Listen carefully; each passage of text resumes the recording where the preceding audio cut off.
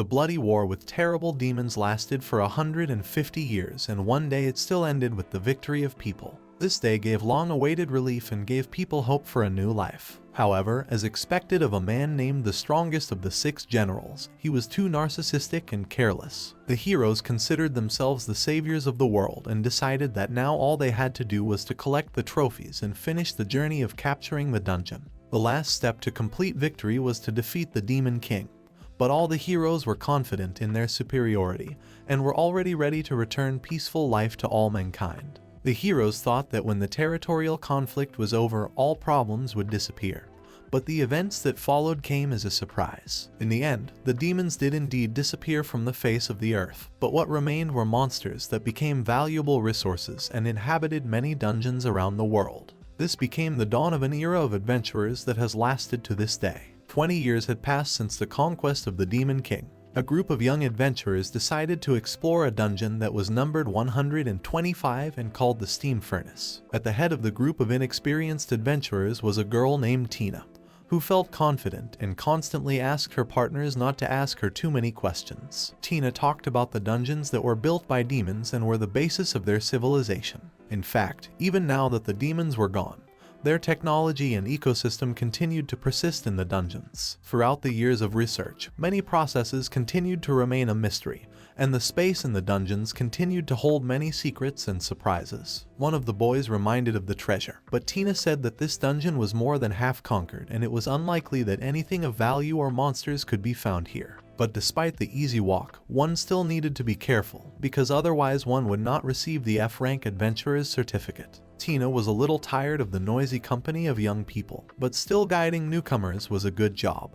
giving high reputation points in the guild and did not pose any danger. The young adventuress was eager to overcome her current rank as quickly as possible and get promoted to level B after all. With this, Tina would be able to team up with companions that would match her abilities. Tina hoped to soon complete this boring and silly rookie job and eventually become the best adventurer in the guild. But the sudden appearance of a huge unicorn tiger completely disturbed the dreamy adventurer, for she didn't expect to face such a dangerous monster at all. The fight with the enemy was fierce, but did not last long. The ferocious monster received fatal wounds and only growled quietly. But Tina was no less injured than the Enlil tiger and didn't understand how this could have happened, since she was sure that this dungeon was safe. The deep wound on her stomach was in terrible pain with every breath, and the bleeding was only getting worse, and Tina tried to think of some solution. The young adventuress regretted that she hadn't followed the example of the newcomers and escaped with them. After all, it was foolish to die in such a place without having achieved anything in life. After a while, Tina heard footsteps and saw a huge figure in a strange mask, but the girl was in total despair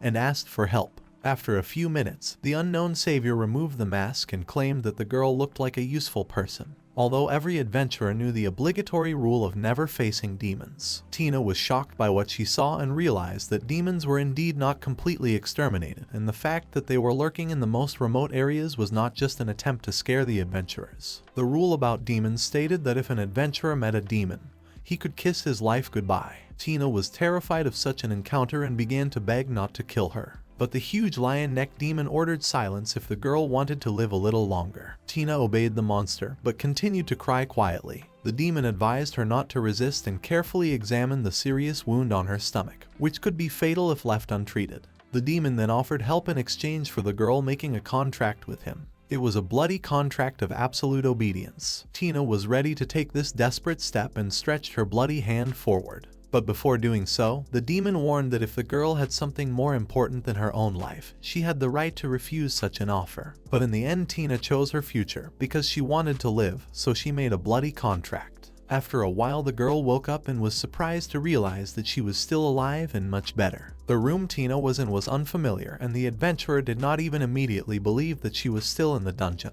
Then Tina remembered all the recent events and how she had made a contract with the demon, because only he could cure her terrible wound. But what scared her the most was the presence of the tiger she had fought with. But this time the tiger Enlil did not show any aggression and just slept. The demon greeted the girl with a wake-up call and informed her that as expected she had been unconscious for 5 hours. The demon frightened Tina so much that she tried to get up abruptly and run away, but the demon advised her not to move, for otherwise her wound would open. The menacing lion then used the blood contract and ordered the girl to take one big, deep breath. Tina complied with the order and remembered that it was impossible to resist the contract of absolute obedience. Instantly, tears sprang from the young adventurer's eyes, for she realized that now her life was over and she was caught in a death trap. The demon asked if the girl really thought that he had sent the tiger and Lil on purpose. But all this is only foolishness, and therefore people should not underestimate demons. After all, for humans, monsters are just a threat during the hunt,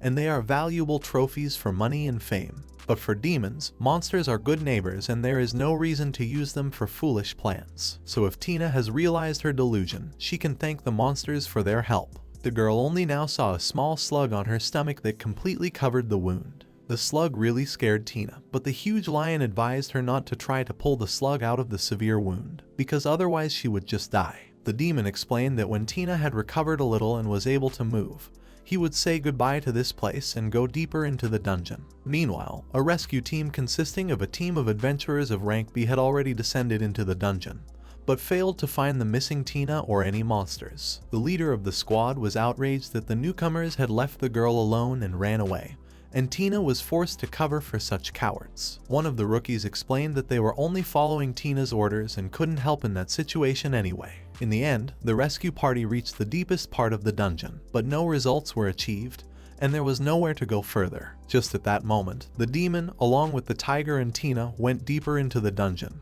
using a hidden passage. Tina realized that the part that the adventurers thought was the deepest part of the dungeon was only the surface level, and the dungeon was actually much deeper. Tina wondered how much time might have passed since she woke up, for it was difficult to control time in this dark space. The demon lion explained that adventurers who did not know the hidden mechanisms would never find their way here, so Tina could not hope for help. The girl, realizing her desperate situation, decided to pretend to be submissive. The order to contract the forbidden blood spell is absolute. Because of this, verbal orders can be used to manipulate the actions of a creature bound by the contract and bind it with promises. Therefore, if one strongly resists the effects of magical orders, one can only hurt oneself. Tina decided that if the demon made her sign a bloody contract, then at least now he doesn't want to kill her and he needs her. But Tina didn't know what to expect from the demon and was afraid of possible dangers, because now she was under the full control of the terrible lion. The only thing left to do was to wait for the moment when the demon would order her to fulfill his orders and find out the purpose of the bloody contract. Gradually advancing into the uncharted depths of the dungeon, Tina saw a huge number of different monsters, although on the conquered floors they were completely exterminated. In addition to the monsters in the depths of the dungeon became much darker, and the horrible odor caused nausea. The demon advised the girl to hold back, because the monsters here are very hungry and angry, and if they are provoked they will definitely attack. Suddenly, from a huge hole began to approach a terrible monster with a completely disgusting appearance, which immediately became interested in Tina. But the demon lion instantly manifested its terrible aura and it stunned the monster, which immediately changed its mind about attacking Tina. The girl was surprised at how dangerous monsters try to avoid the demon, and this proved the superiority of the lion over all the dungeon dwellers. Tina remembered that the demon from the lion tribe is the king of beasts named Garon, and he was defeated by the hero 20 years ago. But for unknown reasons, this demon turned out to be alive, contrary to publicly available information. And even if you tell about the fact that the demon lion is still alive, then hardly anyone will believe in such a ridiculous story. In the end, after reaching the place, the demon Garon thanked the tiger for his help in carrying Tina, for in this way he had sufficiently repaid for the treatment of his wounds. Tina watched with interest as the fierce tiger and Lil obediently obeyed the demon and behaved like a pet kitten. The girl thought she had a chance for salvation and promised to pay a lot of money to the demon for her treatment. But Garon laughed in response and asked what he should do with human money in the dungeon, because here they are useless. Garon promised that the girl would definitely pay for her treatment, but for that she would have to work hard in the place where they would go next. After the demon jumped into a deep pit, they found themselves at the very bottom of the dungeon and appeared before the mistress of the dungeon, a female ruby dragon. Tina was horrified by the sight of the huge monster that ruled the entire dungeon, because before she had only heard of such a creature from legendary adventurers. The girl decided that it was her destiny to become fodder for the ruby dragon, but Garon advised not to worry, because humans are not that nutritious and can only aggravate the dragon's disease. Garon explained that the ruby dragon should originally have a bright red body surface, but now the disease has made it black as coal. The disease was slowly killing the ruby dragon, and so treatment should be started as soon as possible. Tina didn't understand at all how a huge dragon could be cured, and Garon told her that there is actually no magic that can heal wounds and diseases. Therefore, wounds are treated with proven methods and knowledge. Thanks to this, it was possible to heal the fatal wound on Tina's stomach, and she should understand that. Tina was surprised that the king of the beasts, Garon, was in the business of healing. The demon praised the girl for her cleverness and explained that her past title meant nothing to him now. After that, Garon ordered the girl to assist him in treating the dragon. The demon decided that a little movement wouldn't hurt Tina, and an effective anesthetic would help her forget the damage. Garon didn't want to let the girl idle and promised to heal the wound again if it reopened. For starters, Tina had to fire after his signal, and the adventurer's body obediently obeyed the order. At the same time, Tina couldn't understand how she would be able to use her fire magic to heal the huge dragon, but she couldn't influence her actions in any way. But suddenly the ruby dragon gave a tremendous blow, and Garon flew off into the wall. Tina was shocked and did not understand how a sick monster could be so strong. But as it turned out, the dungeon mistress was only trying to protect her cub, who was just lying behind her. The young dragon was dead, and Tina realized that the foul smell covering the entire dungeon came from the decomposing body of the monster. Garon tried to explain to the ruby dragon that her cub had climbed to the surface alone out of curiosity, and then it had been attacked by adventurers and mortally wounded. In the end, the foolish cub died because of his wounds, and his corpse, which so carefully protects the mother, is rotting and spreading a dangerous infection, which caused the illness of the dungeon mistress. Garon promised to be sure to cure the huge dragon, for she should not attempt suicide just because she failed to protect her child. The ruby dragon shouted that she would decide her own fate, and the Beast King should not interfere in her life. The dungeon mistress was furious and despairing over the death of her child, and of course blamed herself. The dragon's voice was so strong that it gave Tina's head a severe pain, and the girl tried to hold back as best she could. Garon reminded the dungeon mistress that her death would negatively affect the monsters, because if she died, the whole dungeon would die with her.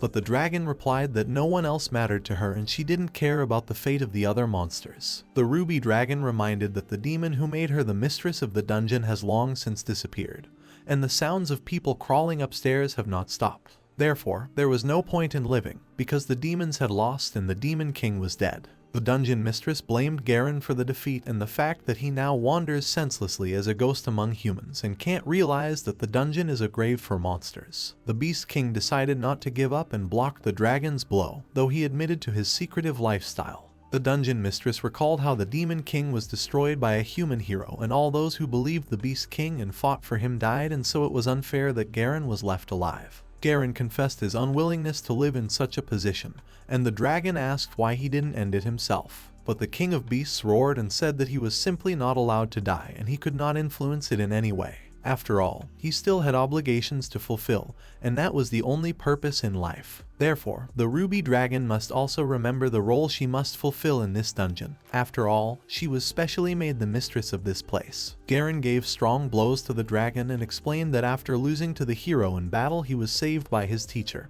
and took the path of medicine, but unfortunately cannot learn the art of healing mental wounds. Garon promised to forcibly cure the ruby dragon even if she wanted to die herself, because he knows how to do it effectively. The dungeon mistress called her opponent selfish, but Garon responded in kind. The king of beasts climbed on the back of the ruby dragon and decided to apply a disinfectant, but warned of an unpleasant effect. As it turned out, the hole on the dragon's back intended for burning was plugged with debris like a cork. Just at that moment, Garon turned to the girl and asked to remind her of her name. Tina, watching with interest, introduced herself and prepared to fulfill the demon's order. After a few seconds, Garon was able to clear a special hole on the dragon's back and ordered to open fire. Tina, having lost the ability to control her body, exactly fulfilled the demon's request. After the fire crashed into the ruby dragon's back, a huge flame erupted and completely cleared the rest of the holes. The fire dragon was completely covered by the flame garment and returned to its original ruby monster form.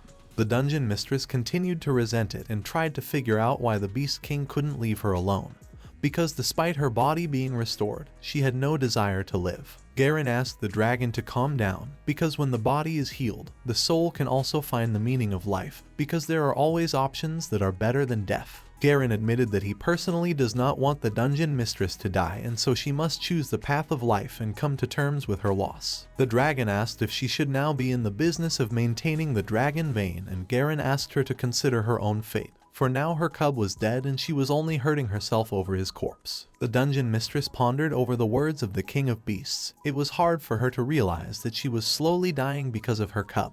But Garon advised her to believe in his words, for he himself was under the influence of a curse called life. One day a very long time ago, the demon lord put the responsibility on Garon to take care of the future of the demon race. And when he lost the battle and lost his life path, the teacher explained that the curse could turn into a blessing if only Garon continued to live.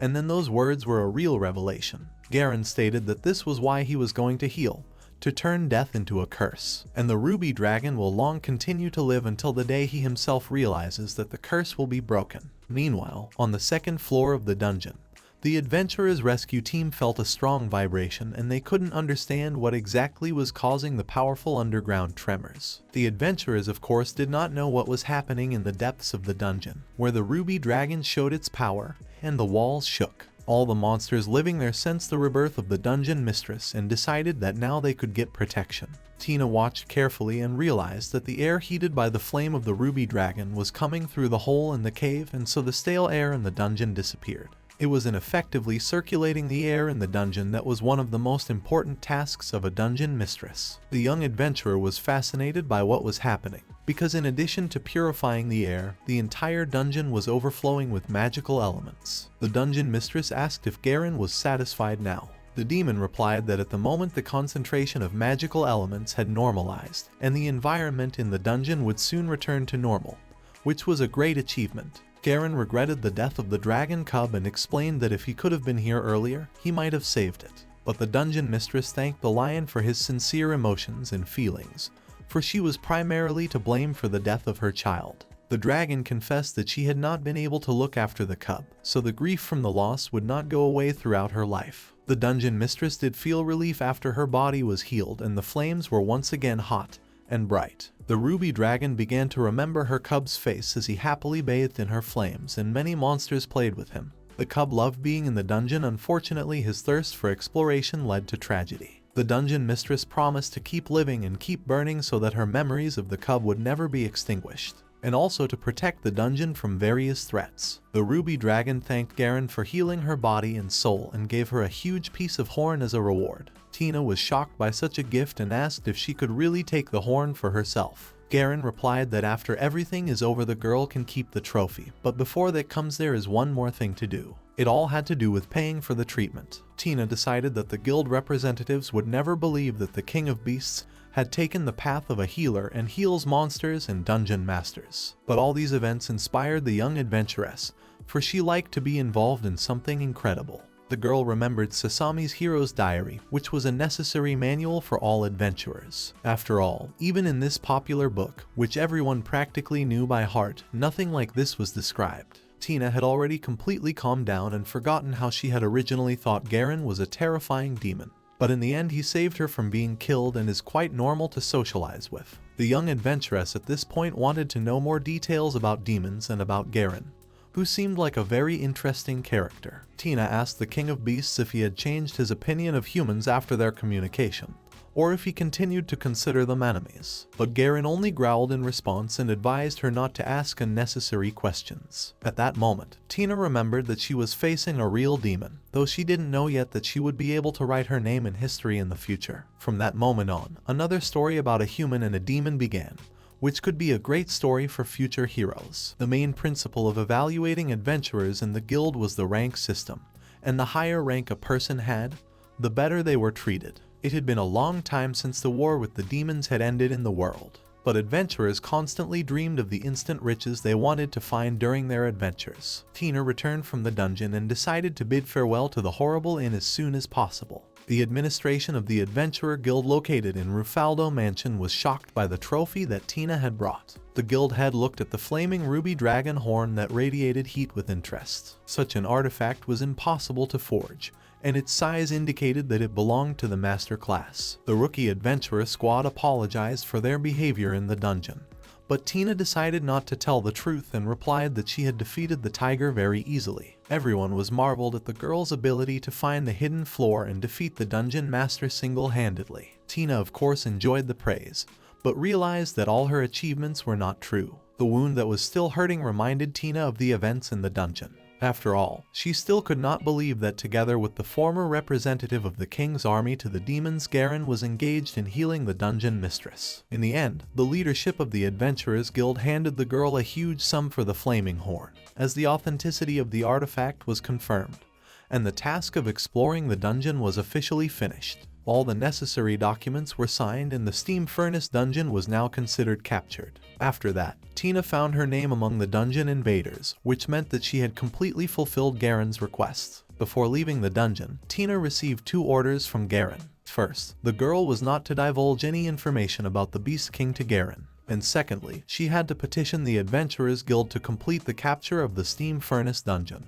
On the fulfillment of Garon's second request, the adventurers decided to search for another suitable dungeon. After all, it made no sense for them to explore the already captured steam furnace dungeon, which was very easy for them and perfect for beginners. Tina of course agreed with the opinion of many adventurers. After all, no one goes through dungeons under the certification of completed conquest, because it was absolutely pointless. The guild and adventurers want to constantly profit from dungeons, and the more experienced adventurers don't like places where they can't find anything of value. In other words, when Tina obtained the completion and capture certificates, then the peace and quiet in the steam furnace dungeon, where the ruby dragon along with the monsters reside, was guaranteed. The entire system of the Adventurer Guild was profit-oriented, and of course no one could know that the demon had taken advantage of people's greed this time and secured one of the important dungeons. Tina decided to keep this secret carefully and disappear from sight for a while if possible. But the guild administration at that moment congratulated the girl on her promotion for her incredible achievement, and now she had received the long-awaited B rank. Tina immediately received a lot of congratulations, as all the adventurers were truly delighted with the talented adventurer's success. The girl was embarrassed by such attention and realized that even more would be expected of her now. Tina eventually promised to be active and try to achieve even more success while conquering the next dungeon, as well as achieving a class. In order to distract herself without arousing the suspicion of her co-workers, Tina suggested that everyone throw a party at her expense. This generosity was gladly accepted by the adventurers, because everyone liked to get a drink for free.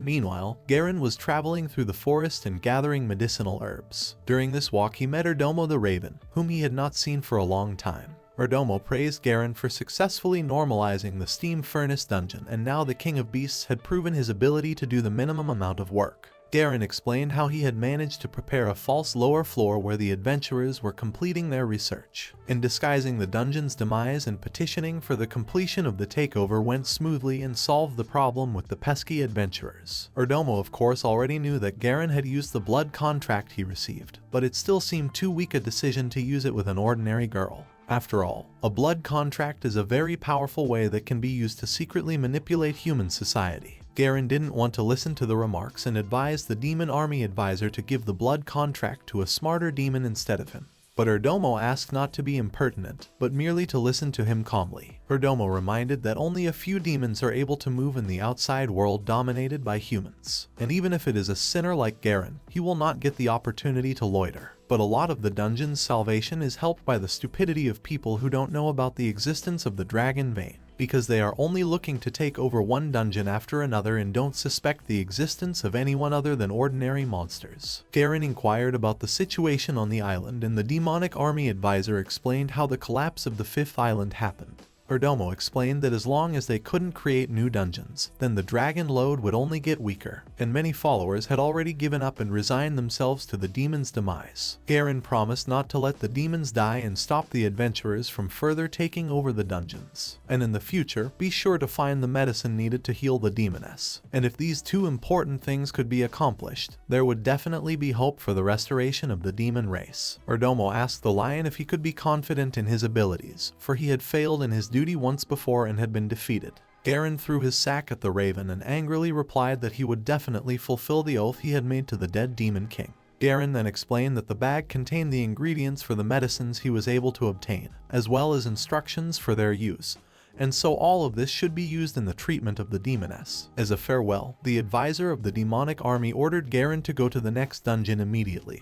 and advised him not to waste time on idleness, for he was still a sinner. Garon promised to meet Domo soon, although he never liked this character because of his arrogance. After meeting with the demonic army advisor, Garon demanded that the man come out of hiding, for he had long since sensed the presence of someone outside. Seeing the drunken Tina, the Beast King was very surprised, but the girl hastened to explain that she had only had a few drinks at the Adventurers Guild celebration. Garon quickly built a small fire and brewed a tea of a whole tail of an Iranian lizard, a habu leaf, and 4 kukori fruits. All the ingredients needed to be boiled and dissolved in hot water for a sobering effect. Tina still took a few sips of the bitter drink for the sake of being polite to the demon, but Garon continued to stare at the girl intently and she had to finish the vile tea to the bottom, after which she actually felt much better. Tina explained that she had decided to meet with Garon to report the completion of her exploration of the steam furnace dungeon, but the demon replied that there was no need to meet, as he would find out a little later himself. Garon admitted that he didn't really expect to see Tina again,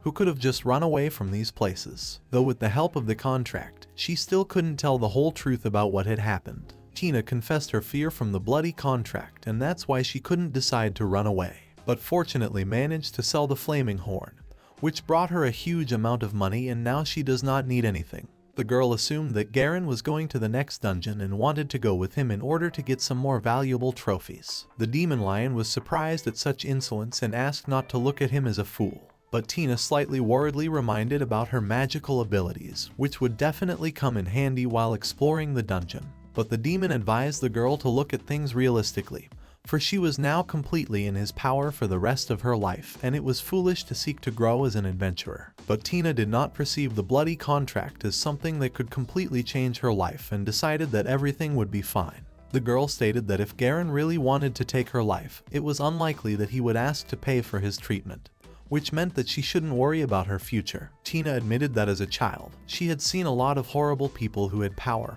and forced the weaker ones to do what they said, and in doing so, took away everything they wanted. But Garon acted quite differently, and with his orders he only wanted to get paid for treating a mortal wound. And to hear a request for help in treating a dragon was the most unexpected thing one had ever heard in one's life. After all, such words came from the mouth of the King of Beasts. Tina stated that of course she could not know with certainty what Garon had been like in the past, but now he was perceived to be a physician rather than a warrior. After a few minutes, the girl felt very weak, and while still trying to say something, she simply passed out and fell asleep. Garon was surprised by the determination of the young girl, because it was foolish for a man to follow a demon and risk his life. But in the end, the demon still decided to take Tina with him and test her during the journey. After a while, the young adventuress woke up and realized that there was a steam furnace deep underground. Tina was very ashamed, as she began to remember how she had talked too much under the influence of alcohol. But then beside her she saw a letter. On a small piece of paper was written a proposal to overcome some difficulty. Tina didn't understand exactly what Garon meant, but she immediately felt a sharp gust of wind, and then noticed the tiger and Lil approaching. This time the monster was aggressive, and Tina thought about her actions. Meanwhile, Garon rested by the fire and pondered the fact that a person's essence can only truly reveal itself in a difficult situation, and that a blood contract can only draw out true feelings that can change over time. And now Tina had a chance to prove herself, for she had chosen this path for herself. During the last clash, Tina was able to counterattack effectively, as the Enlil tigress was hungry and weak. By nature, this dangerous monster could control wind magic, and Tina decided to apologize for the burns she inflicted on the tigress during the last fight. But that didn't stop Enlil at all, and she attacked the adventurer with wind blades, and Tina used fire magic again. But the wind was so strong that it easily extinguished the fire, and Tina realized that she had no chance to resist against such an energetic opponent. The girl decided to flee, because as it turned out she had misunderstood their meeting and friendly communication with Garon. After all, to threaten all mankind is the natural form and purpose of every monster inhabiting the dungeons. Tina quickly pulled out a piece of heavy paper from her bag and decided to stop the monster's movement with scattered fire magic. But this proved ineffective, as Enlil once again simply blew away all the fire projectiles that were rushing towards her. Tina decided to maneuver quickly and mentally called Garon a scoundrel for coming up with such a dangerous challenge. But it turned out that it would be impossible to escape, because the tigress Enlil, with the help of wind, began to attract Tina to herself, manifesting the ability with which she could find the location of the prey. Tigress Enlil represented the pinnacle of this dungeon's ecosystem, and was the second most important monster after the mistress. If Enlil was still hungry and weak, Tina would have a chance of success, but right now she was completely losing. Only now did the adventuress wonder why the tigress was starving in the dungeon at all when there were a huge number of monsters around. Despite the strong gravity, Tina still managed to reach the huge burrow, and without thinking jumped into it, trying to escape the tigress. As luck would have it, there was a Digmore monster in the hole, who was also in a hurry to get away from the dangerous tigress. The young adventuress clung to the monster's back with all her might, for it was the only way to avoid meeting Enlil's fangs. The tigress could not hunt such monsters, who ran away from danger by digging deep burrows. When long ago, there were many monsters with the ability to escape from the tigress Enlil. At least that was what the hero's book said. Digmore could easily create a hole in the dungeon to create vents and passageways, and Enlil the tiger was in charge of controlling the monster population in the dungeon to avoid unwanted overpopulation. Tina remembered that all dungeons were designed by demons and everything was balanced so that the ecosystem circulated within the dungeon itself. All of this went against the common stereotype that all demons were manifestations of evil. After all, why would they build a dungeon with such a high level of technology? All of this could be related to why Garon is carefully trying to protect this underground world, constantly patrolling it. All these mysteries only fueled Tina's interest, and she could feel her adventurer blood boiling. Reaching the lower level, a huge mole dropped Tina, but the girl was glad that she was able to break away from the pursuit. Now it was necessary to hurry and find a way out to the upper floors of the dungeon as soon as possible. Tina realized that at the next meeting with the tigress Enlil will not be able to escape, and therefore it was necessary to move faster. But suddenly the adventuress heard a meow and was surprised to find 3 small tiger cubs. There could be no mistake, and this place was the nest of tigress Enlil. Tina tried not to scare the tiger cubs and to leave the place, as it was very dangerous to be here. But the tiger cubs reacted aggressively to the appearance of a human and began to call loudly for help to their mother, which gave Tina a cold sweat. After a few minutes, a terrifying growl was heard from the dark tunnel, and then the tiger Enlil appeared. Tina remembered at that moment how Garon had called the monsters good neighbors and decided to challenge that statement at the first opportunity. When Tina first became an adventurer, the instructor often said that the dungeons were originally a terrible threat, and so naive newcomers should not consider this place only a way to make money, because they know nothing about real battles. During her training, Tina learned that dungeons are actually fort posts of demons to attack human territory, and monsters play the role of vanguard. Therefore, the main goal of the adventurers is to prevent the monsters from flooding the land and attacking humans. The instructor was an experienced person and always advised not to doubt one's goal, and for that, one should kill monsters without hesitation for the welfare of humans. Tina had always followed this teaching until now, but after meeting Garon, the girl began to doubt her original motives. But despite her doubts, Tina realized that thinking about monsters and risking her life was foolish. So in this situation, the right decision would be to use the Enlil cubs as a shield to force their mother to retreat. It was the wisest choice in this situation for the adventurer, and through it, unnecessary sacrifices and losses could be avoided. Tina quickly created a huge fireball, threatening to incinerate this entire room along with the tiger cubs. It was a desperate move that should have caused the tigress to fear for her children and pull back. Enlil hesitated for a moment, distracted by her cubs standing behind Tina. This brief moment of time gave the adventuress a chance to unleash her magic. Tina had expected the fireball to be intercepted by the air current, but if the tigress had simply dodged and avoided the impact, it would have ruined Tina. But in fact, the flames released by the girl were not aimed at the Enlil tigress, but merely fell in front of her and exploded.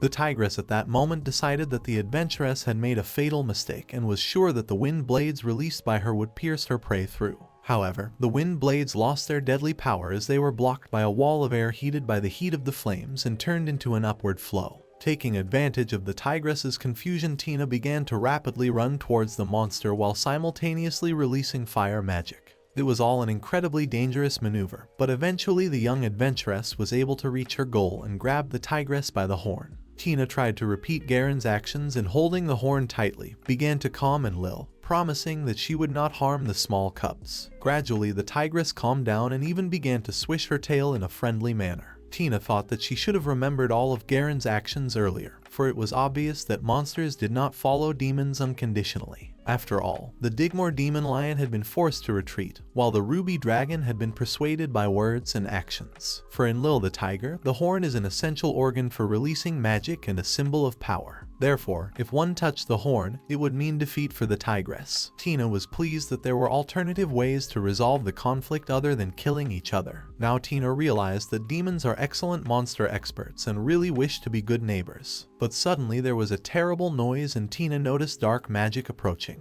The girl advised the tigress to run away immediately. Enlil together with the cubs instantly rushed to escape, and the adventurer who appeared accused Tina of a crime and promised to tell the guild about her help to the monster. An unfamiliar adventurer stated that the Enlil tiger was a vicious monster that killed experienced adventurers and now was a missed chance to kill it. The guy accused Tina of breaking guild rules and being suspicious of the dangerous monster. The girl wasn't going to make excuses, even though she didn't realize who the guy was. Tipa ordered the stranger not to approach and stated that she would talk at a safe distance. The adventurer understood Tina's intentions to ward off his shadow with magical flames, which meant she was pretty savvy. The boy stated that he was a special agent of the dungeons and had an assignment. The adventurer showed off his A-rank adventurer badge for more convincing, and introduced himself as Mickage Crossed. Tina realized that she was facing a dangerous opponent, though she didn't know the special agent's true motives. In fact, such agents were assigned by the guild to investigate crimes committed in the dungeons. In such situations, special agents were allowed to conduct proceedings on the spot at their discretion. Tina tried to act friendly, but Cross said that the guild doubted Tina, even though she was able to conquer this dungeon. After all, this whole conquering a dungeon alone by an adventurer of not the highest class looks strange, and during the investigation, it was revealed that this place was actually not emptied of monsters at all. In fact, there are a huge number of active monsters here that have made their way to the upper levels, and it remains to find out why Tina was again in this dungeon. The girl immediately oriented herself and said that she herself was concerned about the appearance of monsters and decided to check everything personally. Tina explained that Enlil's attack was accidental, although during the last visit the subjugation had indeed gone well and she was completely sure that there were no monsters. Crossed was incredulous at such an excuse of the girl, and then laughed at what a stupid situation she was in when she claimed complete conquest of the dungeon. The guy then asked for an explanation as to how Tina was able to tame Enlil. The girl stated that it was actually a manifestation of her unique magic thanks to which she could control some monsters. Tina was a masterful liar, comparing her unique magic to the magic of a special agent that manifested in the shadows. Cross thought about it and still found the sense in the girl's words because it was similar to the truth. And the fact that Tina was hiding her unique magic to help control monsters was a logical thing to do, because the guild could have a negative attitude towards such an ability. The guild's special agent suggested that they immediately go to the surface and report the details to the guild, and then decide what to do next. Tina didn't want to go with her boyfriend, but she couldn't refuse. Frost asked how hard it was for Tina to use her unique magic. After all, unlike basic fire magic, which anyone can learn, unique magic is determined by a person's innate qualities. All the more difficult to hide their secret abilities, because if the guild learns about the ability to control monsters, it may be considered a manifestation of demonic forces. In the past, demons had brutally attacked people during the monster wars, and so the negative memories of that still remained in the minds of many people. Crossed admitted that even his shadow magic had a negative image, and eventually managed to gain trust by accumulating achievements in the guild and getting a position as a special agent.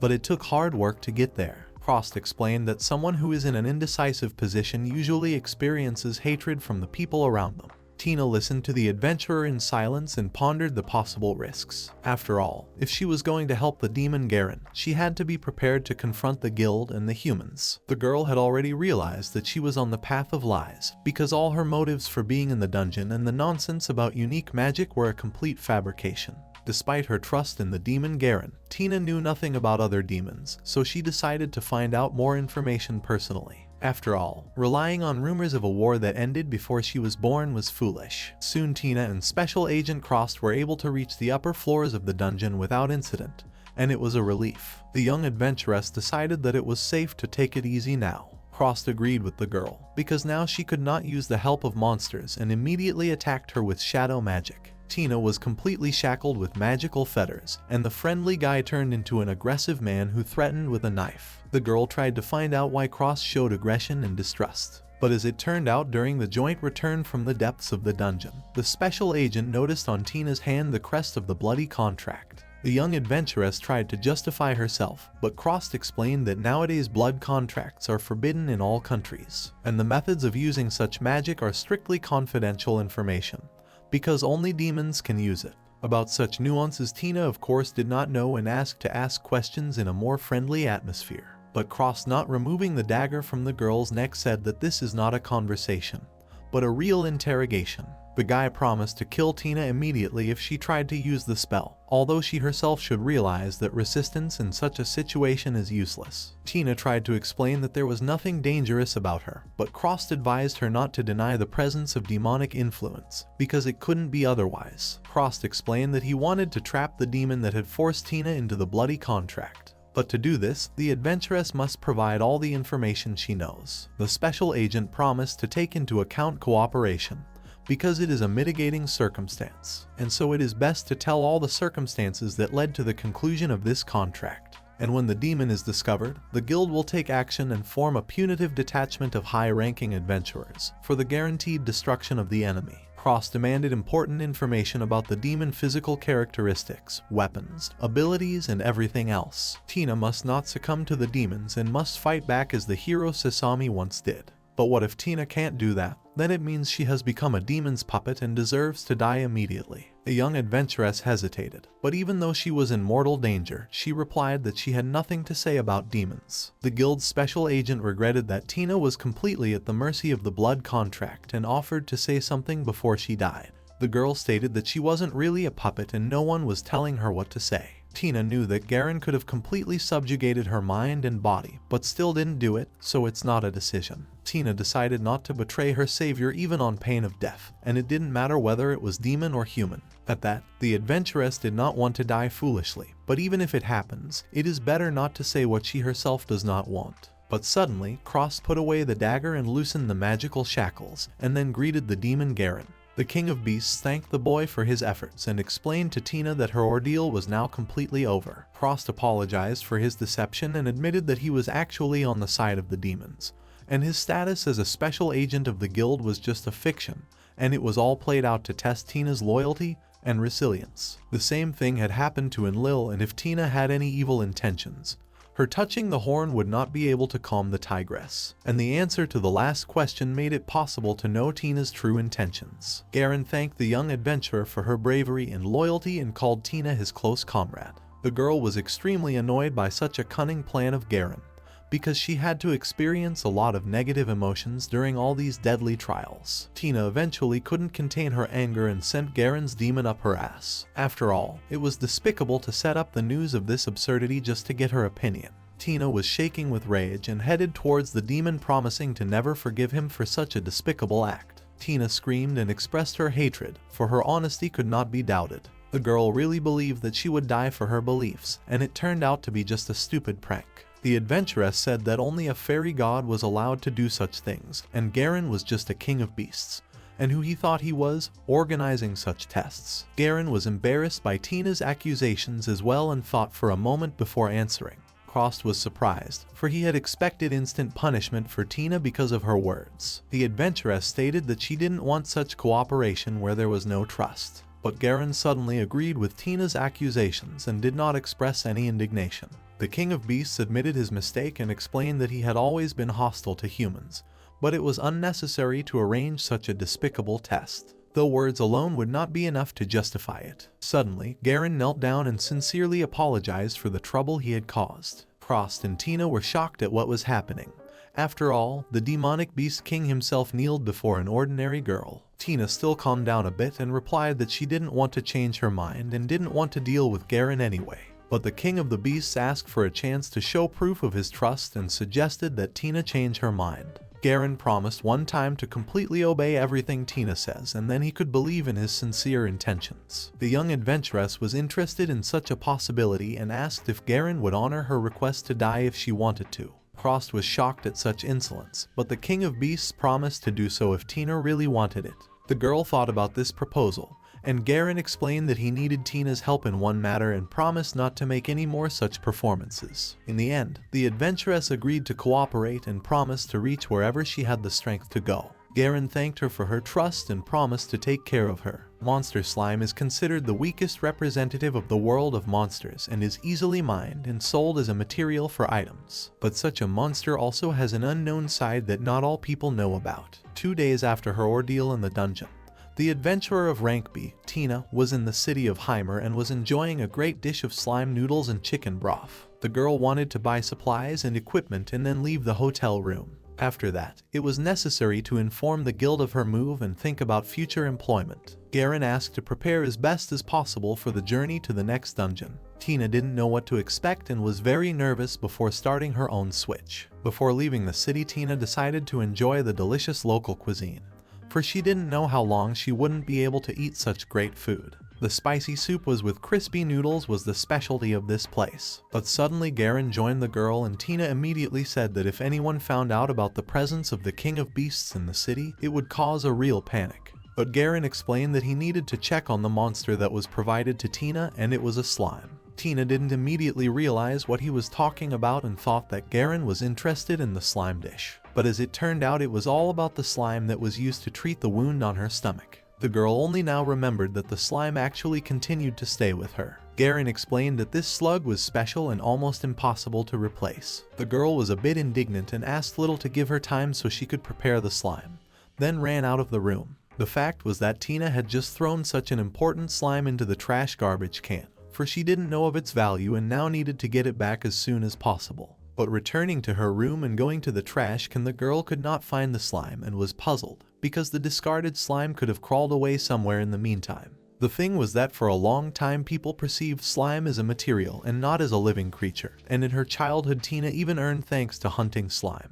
Garon tried to protect any monster, including those that humans used as food. And if the king of beasts found out about all this, he would be furious. Tina decided that perhaps the slug from the basket could have been taken by the janitors, and so she needed to find them as soon as possible. But having examined the garbage dump, the adventuress found no traces of the slug and was very upset, because now it was necessary to go to another place to search for it. Because of the fast running early on, her stomach began to ache again, although Tina was already sure that she was completely cured. But the sudden weakness made Tina almost lose consciousness. Garon was nearby in time and realized that, judging by the girl's condition, she had removed the mucus from the wound on her own and therefore felt a sharp deterioration of her condition. Garon advised Tina not to be so reckless in the future and to take better care of her health. Just at that moment, the newcomer adventurers, who had been looking for Tina for a long time and immediately offered to organize a farewell party, because the girl was leaving the city. But a huge man next to Tina made the newcomers worried, and they decided that a masked stranger attacked the young adventuress. Tina immediately explained that it was actually her workmate,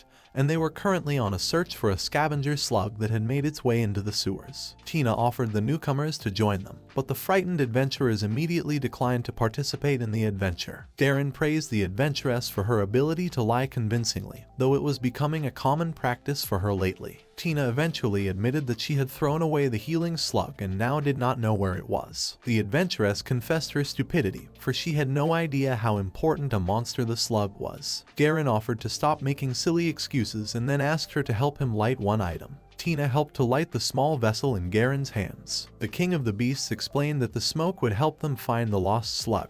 These little monsters have no eyes or ears and therefore orient themselves by smell. Smell is the slug's primary sense and is used to find food. The smoke from this incense smells like the slug's favorite food, and a human will not be able to detect this faint smell, and will not even notice anything suspicious. Everything happened exactly as Garon said. In a few minutes, Lillian's slug was on Tina's head. Garon advised not to worry, as the slug would not do her any harm and just wanted to have some fun. After the slug returned, the Beast King decided to finish treating Tina's wound before her condition worsened. Returning to the girl's room, it turned out that the wound had indeed opened up, though the bleeding was small. Garon retreated the wound and decided to restitch it. Garon asked Lillian to cover the affected part of her body completely, and the slug instantly increased in size, much to Tina's surprise. Garon advised to stay still and bear the pain. Tina watched with interest as the king of beasts performed the operation inside the slug. The confined space created a special environment for the operation, and Garon sometimes asked for more coverage of the affected part. Garon sutured the wound very skillfully and made a neat stitch on the young woman's body so that no huge scar would be left later. After the surgery was complete, Garon asked that this time the slug not be peeled off without permission, unless of course Tina wanted to leave a horrible scar on her body. The girl thanked for the help and decided that she shouldn't continue to eat slugs in the future. But Garon advised not to worry about it, because he even himself sometimes eats monsters and it is quite natural in nature. Lilin instantly reacted to these words, and Tina learned for the first time that a slug could understand human speech, although this slug was unique and could heal serious wounds. But Garon didn't know all the details about this monster since he was the original master. Lilin's slug was a reminder to Garon of a battle comrade who was long gone.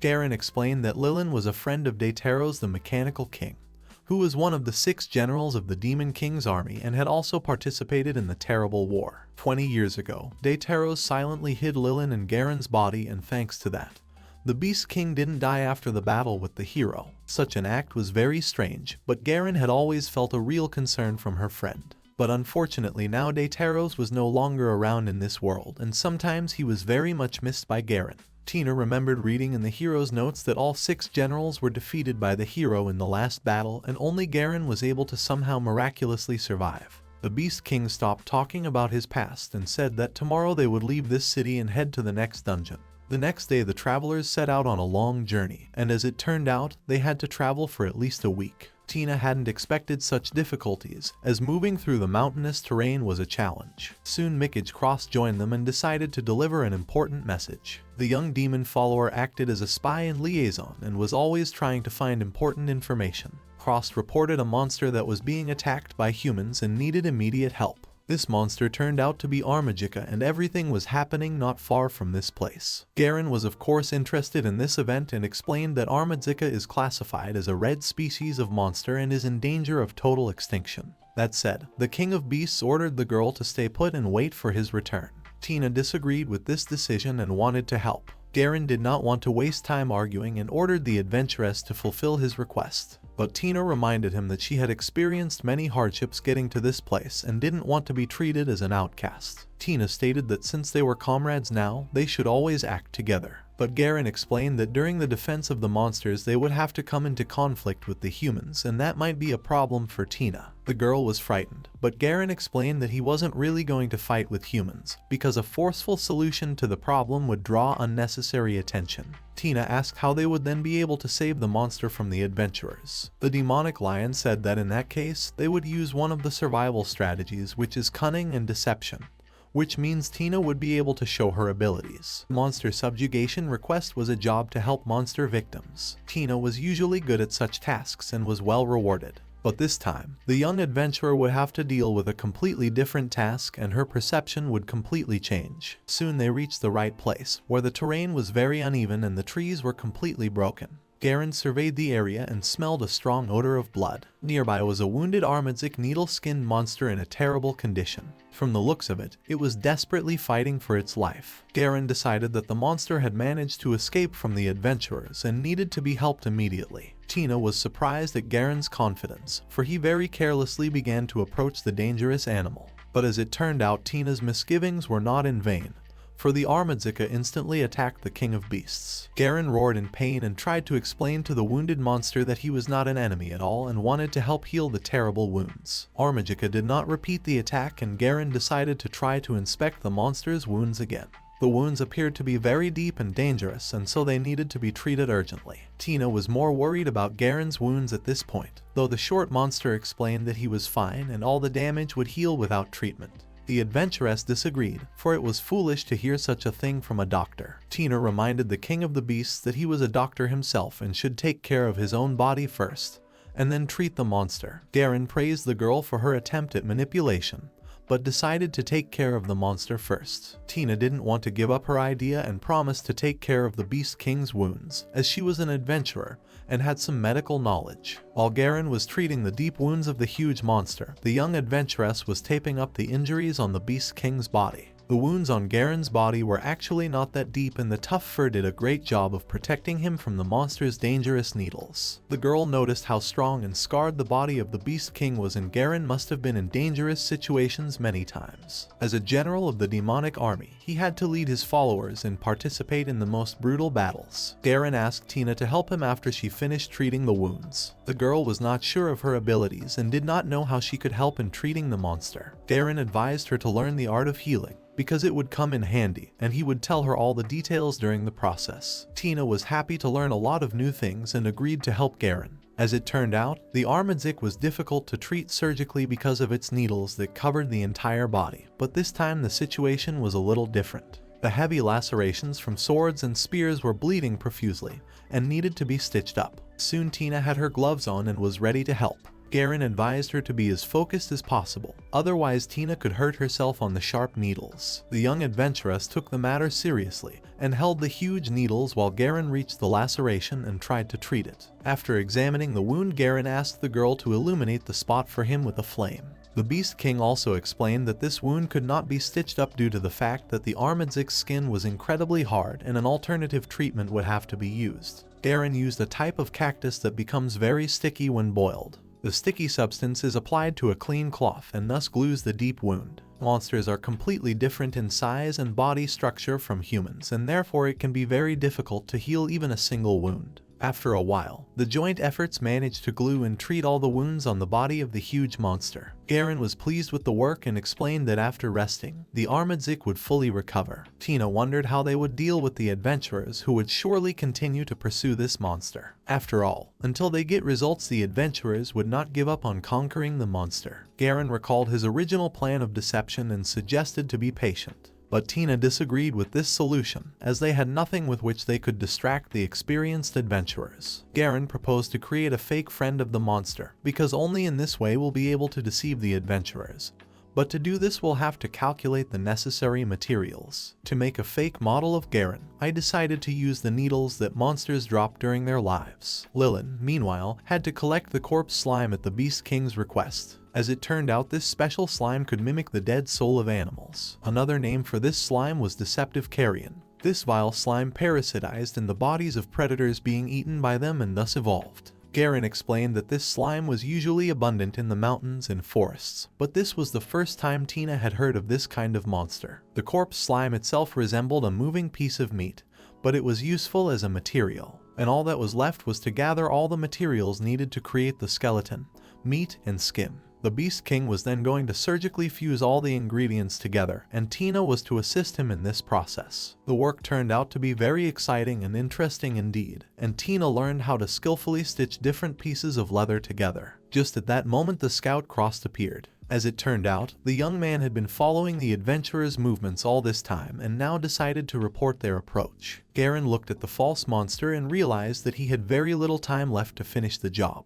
The end result was a very similar replica of the real monster, though Tina didn't have much faith in the success of this deception, as upon close inspection one could easily determine the artificial origin of this body. Garon was also dissatisfied with the result of his work and said that if he had more time, he could have done a better job. But still Garon decided not to be upset and moved the corpse to get ahead of the adventurers. The friends took shelter in a thick thicket and waited for the adventurers to appear. Armadzik was a very powerful monster.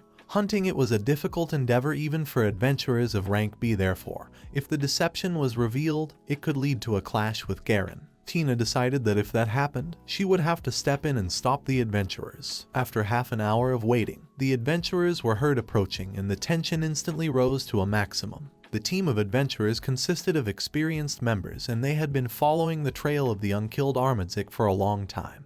But now it seemed that they had reached their goal. The adventurers' squad was happy to find the dead Armadzik, because now the task was over and they could get the deserved reward. The squad leaders carefully examined and recognized the wounds that his men had inflicted. The adventurer had no doubt that this was the creature they were pursuing. The sorceress suggested that most likely the monster was exhausted from the escape and died. Now all that remained was to carve up the carcass and head back. The squad leader was able to locate the monster's clean needle and immediately pulled it from the body. The guy explained that such a needle only grows on the armadzik and it would be the evidence of the destruction of the monsters, and the other parts were of little value and completely useless. Therefore, there was no point in dragging a heavy carcass to the city. The adventurers rejoiced at this, and now they could return to the city light and have a good celebration at the local tavern. The adventurers really didn't notice any difference between the real monster and the false one, so they were only engrossed in the stories of their return to the city. Garon, meanwhile, used the magical incense pot as a trap, and it all helped to safely fool the experienced adventurers. This magnificent aroma causes hallucinations and alters perception in people who have smelled it.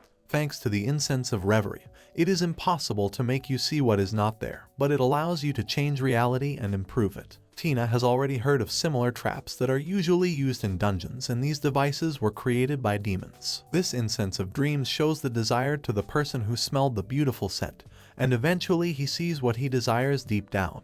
That's why adventurers saw a fake corpse and believed it was real. Of course, a very strong person would be able to resist the influence of this incense, but most would not be able to resist the sweet illusion. Tina reminded that no matter what, there was no such thing as a comfortable reality. As payment for his treatment of the monster, Garon decided to take a clean armadzik needle, for the adventurers simply do not know that there is more than one needle, and that it can be removed without killing the animal. The Beast King then offered his companions to rest while he took the armadzik to safety. Garon thanked the girl for her help, for her efforts had gotten him through much faster. Tina and Mikage built a fire and began discussing the creation of the fake monster that had helped deceive the adventurers. The boy was sure that the risk was worth it since they had managed to save the monster and not have to fight the adventurers. Although this time everything went perfectly, but it should be realized that there is no way to save all the monsters in danger. Tina apologized for her mistrust, because she had been skeptical of the plan from the beginning. Frost ended up calling the young adventurer a very strange person, which made Tina take offense. But the demon follower explained that it was actually a compliment. After all, Mr. Garon liked Tina very much, even though she is human, and this can be considered a great achievement. Frost apologized for the past deceptions he had to make during the first meeting in the dungeon,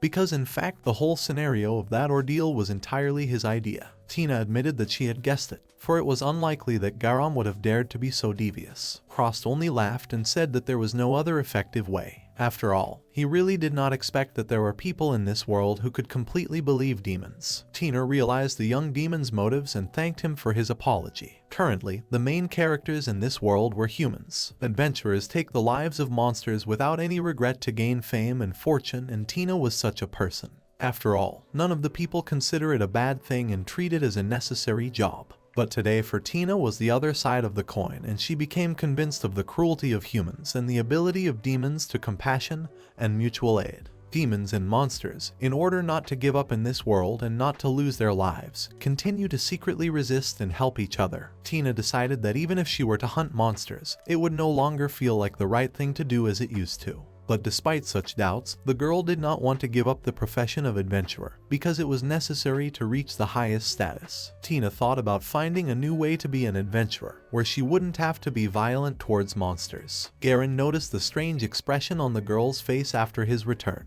but Tina replied that she was fine and suggested that they celebrate today's success. Frost supported Tina's idea and advised to organize a real feast without saving on food. The girl noticed how carefully the King of Beasts was examining the armadzik needle, and Garon explained that he wanted to find out how the needle could be used, because it was a raw material for medicines. After all, developing new medicines is also one of the reasons for his journey. Garon admitted that his goal is to make the best cure for an incurable disease and to cure one character. After all, until he can do this, then you cannot stop looking for a cure, and therefore will have to continue traveling through the world. Garon also admitted that until he can solve the problem of radiation from the deadly disease, he himself will not be able to die. Meanwhile, the head of the Adventurer Guild Alliance, Saren Urasti, was holding a meeting to announce that Beast King Garon was alive. The members of the guild headquarters council took the news as nonsense, as they were all convinced that the Beast King had been destroyed years ago by the hero Sasami. The head of the alliance, Saren, insisted that she had secret information from a reliable source that she trusted.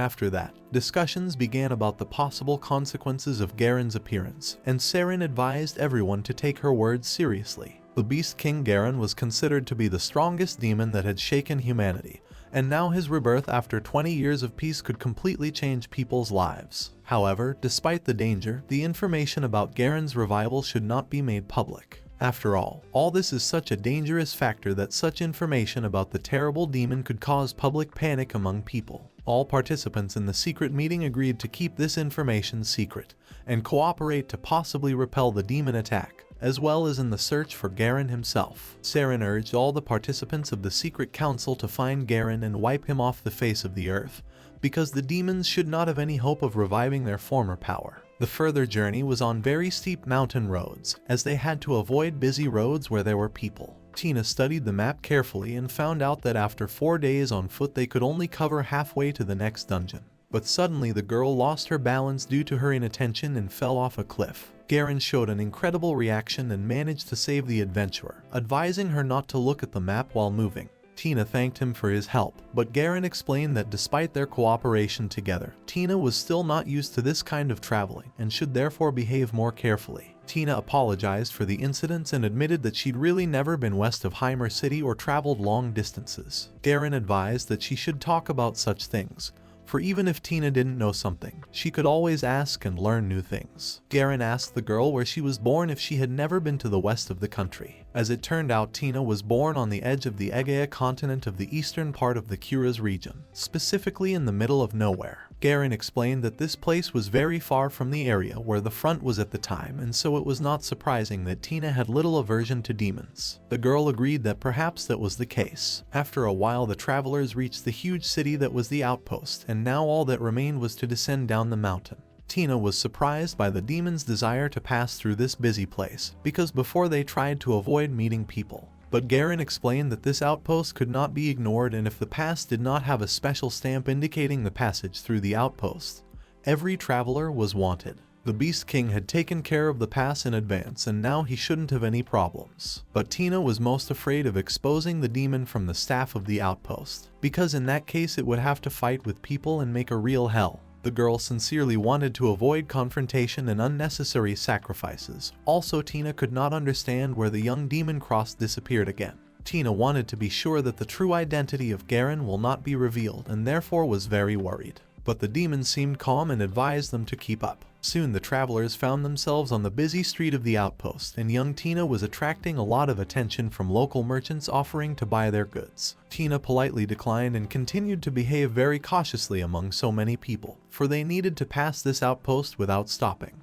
While moving, the girl noticed how Garon was starting to get angry, but the demon asked to ignore it or accelerated his step. Just at that moment, the girl noticed Crost, who beckoned her to come closer. Tina asked why he disappeared again without warning and didn't go with them. But the guy explained that he couldn't do that and promised that the girl would find out the reason later. Tina complained about Garon's strange behavior, and maybe it was caused by the large crowd of people. Crost reminded that demons are the defeated party, and this peaceful place gives the demon Garon a bad feeling. The Beast King believes that the locals have achieved peace and prosperity only because numerous demons are dead. Tina never even thought about it ever, but Crost advised me to be too surprised to pay attention to it, because all this can only bother the demons. Garon, every time he hears the laughter of people, feels a strong sense of guilt because of the fact that he could not arrange a similar life to the demons. Crost explained that it was very difficult for the beasts to be the only demon that moved among the peaceful human population, and to take it calmly. Tina, of course, did not understand Garon's feelings, for she herself had previously considered demons and creatures from the distant past that were no longer worth remembering. Crost explained that he had an effective way for Mr. Garon to get through the outpost, and therefore it was not worth worrying about. But Tina kept worrying about the Beast King's condition, for he could hardly contain his emotions. Crost asked Tina to keep an eye on Mr. Garon and help him in case of emergencies. Meanwhile, at the gate of the outpost, all those who wished to pass were lined up in a single row. The guards scrutinized those wishing to pass as well as their luggage. Dangerous substances and drugs were illegal and subject to confiscation, even though it was a commodity of many merchants. Such rules led to scandals, and when disgruntled merchants were greatly angered, they were forbidden to pass on for the sake of maintaining order. Tina was surprised that even a generous bribe did not help the merchant resolve the issue with the guards. The girl began to worry, because Garon always had a lot of different medicinal substances with him. But the King of Beasts had foreseen this and gave the forbidden things to Cross. Soon it was Tina and Garon's turn. The guard immediately noticed the adventurer and Tina's badge and demanded their identification number for verification. The adventurers had the advantage that it was much easier for them to confirm their identity, and now the guard decided to move on to inspecting their belongings. The guard explained that there were reports of muggers lurking in the area, and there was a heightened investigation underway, so everyone had to be thoroughly searched and identified. Tina had hoped that Lilin would be inactive during the touching and keep herself undetected. But as it turned out, the little slug showed resourcefulness and quickly moved to the girl's chest, so Tina didn't attract any attention for the guards. The boys only looked at her beautiful breasts with interest. Next up for inspection was Garon, who immediately attracted attention with his enormous size. But at the same time, Garon showed all the necessary documents and tried to hold himself confidently. The head guard demanded to remove his mask and show his face, and if this demand was not fulfilled, Garon would be detained until his identity and motives of movement were clarified. Tina asked not to be aggressive to her friend. After all, they had read the documents and there was no reason to detain him. But the guards would not listen to the girl and ordered her to shut up immediately. The main guard said that on this outpost he has seen too many people with different motives and therefore sees this man as a strange character. And if he is an evil entity, he will be destroyed immediately to preserve the peace and safety of the people. Tina was furious and tried to block the way of the guards, stating that she would not allow her comrade to be threatened, for he showed no hostility. But at that moment, the King of Beasts intervened in the conversation and promised to immediately remove his mask and calm the situation. Tina at this moment felt a real terror, because in a few seconds everyone will see the true face of the demon. But to the surprise of the young adventuress, under the mask of Garon was a human face, and the guards immediately calmed down, and then offered Garon to pass on. Getting away from the outpost, Tina asked for an explanation of how it was possible to create a human face, and perhaps Garon is not a demon at all and just deceived her. But as it turned out, Cross's magic had helped to create a human face, and his shadow was always following the King of Beasts. Tina was surprised at such abilities of the young demon, and Cross explained that he could indeed use his unique shadow magic to disguise himself. But at this point, he can't maintain his appearance while his master is cloaked. And since he is only a shadow of his master in public, he needs to act like a non-existent person, and therein lies the trick of the trick. Tina understood why Cross couldn't travel with them, because it wouldn't be possible. Garon reminded that these difficulties are related to the fact that they are in the human world, because not all demons can quietly exist in it. For demons to be constantly among humans is a terrible ordeal. Then Garon thanked the girl for her attempts to help during the outpost, and now she again proved her unconventionality. Tina decided that it was just a strange compliment from the demon and decided to make an interesting proposal to the King of Beasts. The girl suggested that Garon immerse himself even more in the human world and become an adventurer, because it would be easier to travel that way. Garon was surprised never to hear such a strange proposal and asked why he would become an adventurer. Cross called the idea completely absurd, but Tina tried to explain that the idea had come to her during the problems at the outpost. After all, if Garon was listed as an adventurer who was certified by the guild, then nothing would happen. After all, an adventurer can cross any border thanks to a guild certification. Of course, there was a risk of being detected, but thanks to his excellent disguise, Garon would look like an ordinary person, and this plan could be easily realized. But the King of Beasts explained that for him many adventurers are considered enemies who rob dungeons, and how in this case, he is a demon, can become an adventurer, because it is excluded. But the girl decided to be cunning and reminded of the request that Garon must necessarily fulfill. Cross explained to the Lord that this time he really lost, because there is no way to refuse it. That said, the benefit of Tina could not be denied, and she could be of assistance while traveling through the human world. Garon pondered the prospect of becoming an adventurer and asked the girl if she trusted the guild leadership. But Tina admitted that she had given up on trust long ago and always relied only on herself. Tina told about the fact that you cannot enter the dungeon without the permission of the guild. Adventurers of low rank are treated badly. The guild leadership has complete control over buying and selling items from the dungeon, and they also take away the trading fees. But unfortunately, without the guild leadership, people can't be active adventurers, and it's all part of a clever manipulation. Tina was surprised when she received a dark purple rare orb from a huge toad that Garon was treating. It turned out to be payment for the treatment from the monster. Tina had never seen artifacts like this and had only encountered scratch orbs. The girl realized that there was really no need to fight monsters and take away valuable resources by force. Tina declared her desire to succeed as an adventurer and also wanted to change the very structure of the Adventurers Guild. Further travel took the companions to the vast city of adventurers and merchants of Kalendor. Garon felt uncomfortable with so many people around him and was wary. Rumors that after crossing the outpost you can see a completely different world were confirmed, and this city is used by many adventurers as a base for organizing campaigns. Tina wanted to come to this city after her promotion, and now she was excited. The girl asked Garon if he had changed his mind about becoming an adventurer. The King of Beasts realized the advantage of this act and figured out Tina's plan,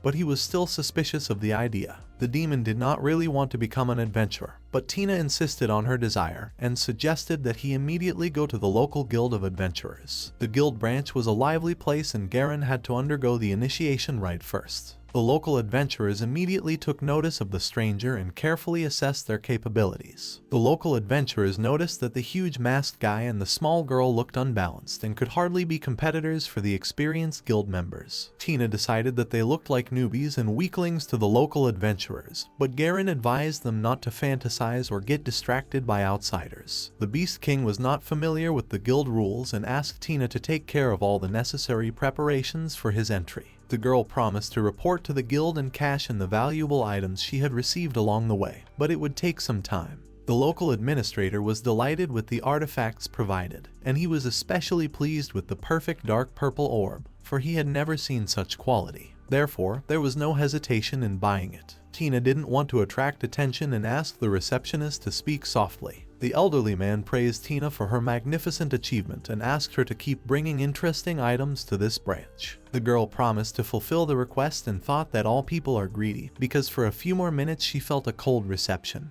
In the end, the deal was formalized and the money was transferred to Tina's personal account. After that, the girl suggested that Garon fill out a special questionnaire to join the adventurers. Some ordinary questions made the demon think, because he couldn't write the whole truth. The only way out was to write the absolute untruth, and Garon asked for clarification about his low F rank that he received after registering.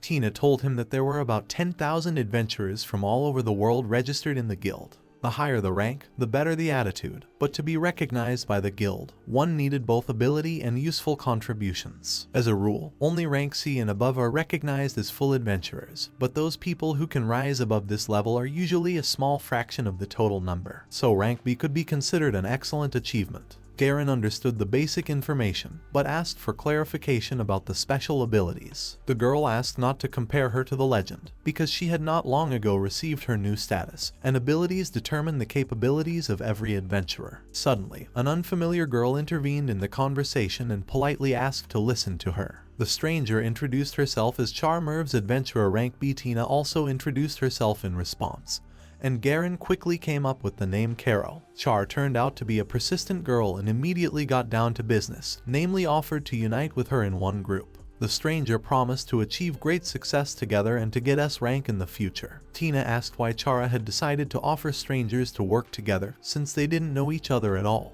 Unexpectedly, Chara demonstrated 6 excellent dark purple orbs and explained that they were considered very precious artifacts almost without a scratch. The girl boasted about her achievement and told how she had fought a ferocious gigantotod, so it had been very difficult for her to get the precious orbs intact. Tina, of course, could not tell the true story of how she managed to get her dark purple orb and explained it with the usual luck. But Chara was not at all interested in the details and continued to offer her cooperation. Chara expressed her confidence in Tina's abilities and said that they could complement each other perfectly. After these words, a few more adventurers joined the conversation. One of the guys confirmed Chara's words and reminded her that competent companions are always needed to reach the top. The guy introduced himself as Diga, a rank B adventurer, and the beautiful blonde rank B adventurer called herself Kalsar. Together with Chara, they were on a team of like-minded adventurers and were trying to reach the pinnacle of adventurers together. Therefore, they were willing to take Tina to their team. But Tina asked them not to rush things and not to make the decision for her. Tina explained that she and her partner Caro were in a group at the moment and she was not going to join anyone else. Chara's team was surprised by the refusal, and also everyone didn't immediately believe that the mysterious masked man didn't even possess a B rank. Garon, who introduced himself as Caro, showed the guild membership form, which caused complete incomprehension among the experienced adventurers. The adventurers asked if Tina really didn't want to team up with anyone but an absolute beginner, because such a decision would not bring any prospects in the near future. Chara stated that she certainly didn't know what Tina's relationship with her friend was, but that the boundaries of the adventurer era had changed this morning. Chara then suggested that Tina see for herself and take a close look at one of the signs. This announcement arrived by White Dove Mail this morning and is a notice from the guild's main headquarters. Tina read the information several times and didn't immediately believe what she saw. The guild leadership reported afterward that the survival of the brutal demon was confirmed. Therefore, it was decided to seek information about it, and also seek to expand and strengthen the adventurers' fighting force. Because of these changes, the adventurer exam would be completely reformed. Tina hoped that it wasn't related to Garon, but it was hard to say for sure. It was unknown how much accurate information the guild leadership had, but it was obvious that the guild's main headquarters was eager to wipe out the remaining demons. Tina explained to the Beast King that all the adventurers would now take up hunting and strive to find the surviving demon. All of this influenced Garon's decision, and he decided to definitely become an adventurer and invade them from within. Tina felt a strange sense of panic and fear and realized that it was the influence of the Beast King's terrifying aura. Garon was furious and decided to join the ranks of the adventurers. After all, the elven woman leading the guild does not expect such a turn of events. Tina tried to talk to the demon and calm him down, and asked if she understood correctly that she was talking about the head of the guild. Garon confirmed the assumption and called the elven woman a very cunning opponent, especially if now the search for demons was intensified. Many lurking comrades could be in mortal danger, because the guild leader would use the most brutal methods. Tina realized that the Beast King's anger was due to worry about his comrades, for he would not be able to help everyone. Sarah explained that after this message from the guild leadership, all the adventurers are under a lot of stress, and the guild is doubling the reward for the quests. The increased rewards will last for a limited time until information is gathered about the demon. There are also rumors that the points required for the pay increase have also increased dramatically. Chara called it a unique opportunity, and that's why she needs to find good comrades to strengthen the team. Tina realized this herself, for now the path to the top of the guild could become much shorter. Garon understood that such an incentive for energetic adventurers through increased rewards could be an effective method. Still, Chara was overly optimistic in her desire to track down the demon. Tina still refused to join forces, but Chara decided not to give up and kept persuading. Chara eventually offered Tina to temporarily join her team to take over the nearest dungeon, as it would be easier to complete the dangerous task. Upon leaving the guild, Tina announced that she had refused all of Chara's offers, but Garon unexpectedly advised her to agree to join. The King of Beasts explained that in the dungeon where the adventurers were going, they wanted to study the situation and try to protect the monsters, and that's why it was important to be close to Chara's team to control the adventurers. Tina asked why not just get ahead of Chara's team and be in the dungeon much earlier, but Garon reminded about the exam for a newbie adventurer, which he must definitely pass at the top of the same dungeon, and if he missed that chance, he would have to wait a whole month for the next exam. Garon asked Tina to keep an eye on the adventurers and hold them off until he finished his exam.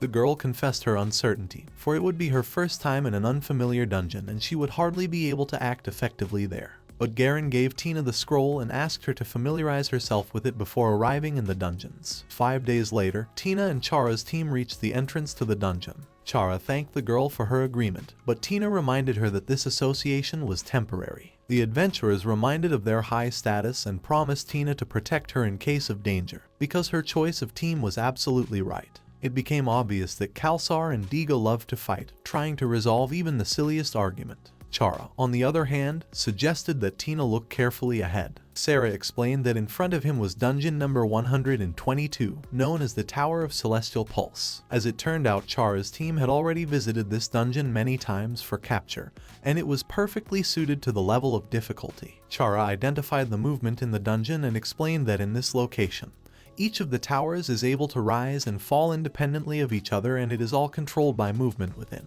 The scheme involves entering from a group of outer towers and then ascending and descending the towers to the center tower where the main monster is supposed to be located. With the current technology of human civilization, it will never be possible to create it, and only demons in some incredible way could create such a magnificent dungeon. Tina listened silently to Chara and thought about the demons they might encounter. Meanwhile, Garon was taking part in the exam for the newcomers, among whom he was of course the biggest character. The elderly instructor advised them not to worry and explained that the outermost tower of the dungeon where the exam was being held was completely safe. However, in order not to get lost, everyone should follow him and keep up. Tina noticed a group of newcomers and Garon who stood out from the rest. The adventurers from Chara's team immediately started talking about their exams and remembered that they had this particular examiner with them, who seemed to always be old. Chara promised to accept Tina's teammate into her team when he completed his entry into the guild. Chara estimated Garon's size and decided to use him to carry heavy loads. Tina only laughed and thought it would be a surprise for the king of beasts. Once in the dungeon in the second part of the tower, the adventurers encountered huge ants that were gradually gathering in one place. Chara ordered everyone to get ready and moved forward.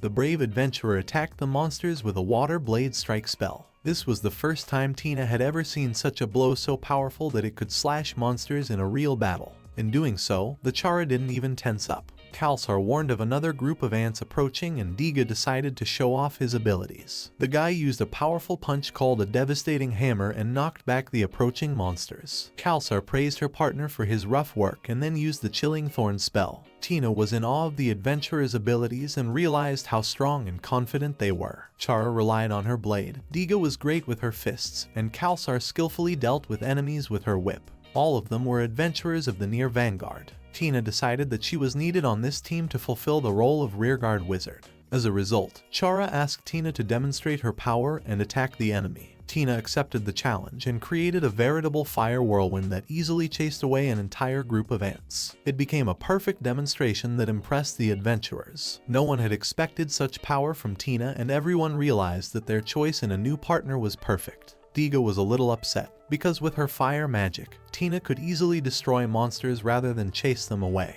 After all, they had wasted an opportunity to get valuable materials from the ants that would have helped them earn good money. Chara also didn't understand Tina's decision and asked for an explanation. Tina reminded that ants secrete a special pheromone that attracts their fellow ants and one cannot have it attached to the body when killed. However, to humans it is odorless and hard to see. Thanks to this ability, ants quickly gather in one place and make it very difficult to capture the dungeon. And if they are not killed, you can avoid major battles and it is much more effective to just drive them away. In addition, tower ants, coming from the depths of the dungeon, had a habit of circling the same route. And if you follow them, you can find a way into the depths of the dungeon. Tina offered to trust her, as she knows a lot of information about different monsters, though of course it was all thanks to Garon. The Beast King had given Tina notes on capturing the dungeon with a map and detailed information about the monsters beforehand. Tina's job was to use this information to try and delay and prevent the conquest of the dungeon. Tina pondered about her actions and even wanted to tell the whole truth to the adventurers, because she was uncomfortable with the fact that she should deliberately interfere with the capture of the dungeon. But Chara's team was efficient and the adventurers quickly found the lever to the third tower. And then after a little time the team moved to the fourth tower. Tina was beginning to realize that at this rate the dungeon would be over very quickly and she didn't know how to stop it. Meanwhile, in the perimeter of the first tower, the start of the exam for the Adventurer Guild candidates officially took place. The old instructor explained that the exam was to clean and remove moss from the walls and floor. Garon called it a fine examination and earned praise from the experienced examiner. The old man decided that the huge guy could be a promising adventurer. Garon realized that although the system controlling the towers looked worn out, it was fully functional. And the problem was the concentration of magical elements inside the dungeon. There was a serious overabundance of magic elements everywhere, and if no effective measures were taken, this dungeon would simply collapse. Tina was very surprised when she and her team of adventurers started to move right inside the huge tower. All of this was done with special levers. After a while the tower stopped with a loud click and Chara explained that now the height should be correct and the only thing left to do was to move 90 degrees to the right. Finished with the correct tower positioning, Chara was confident that the path to the next tower should be correctly connected.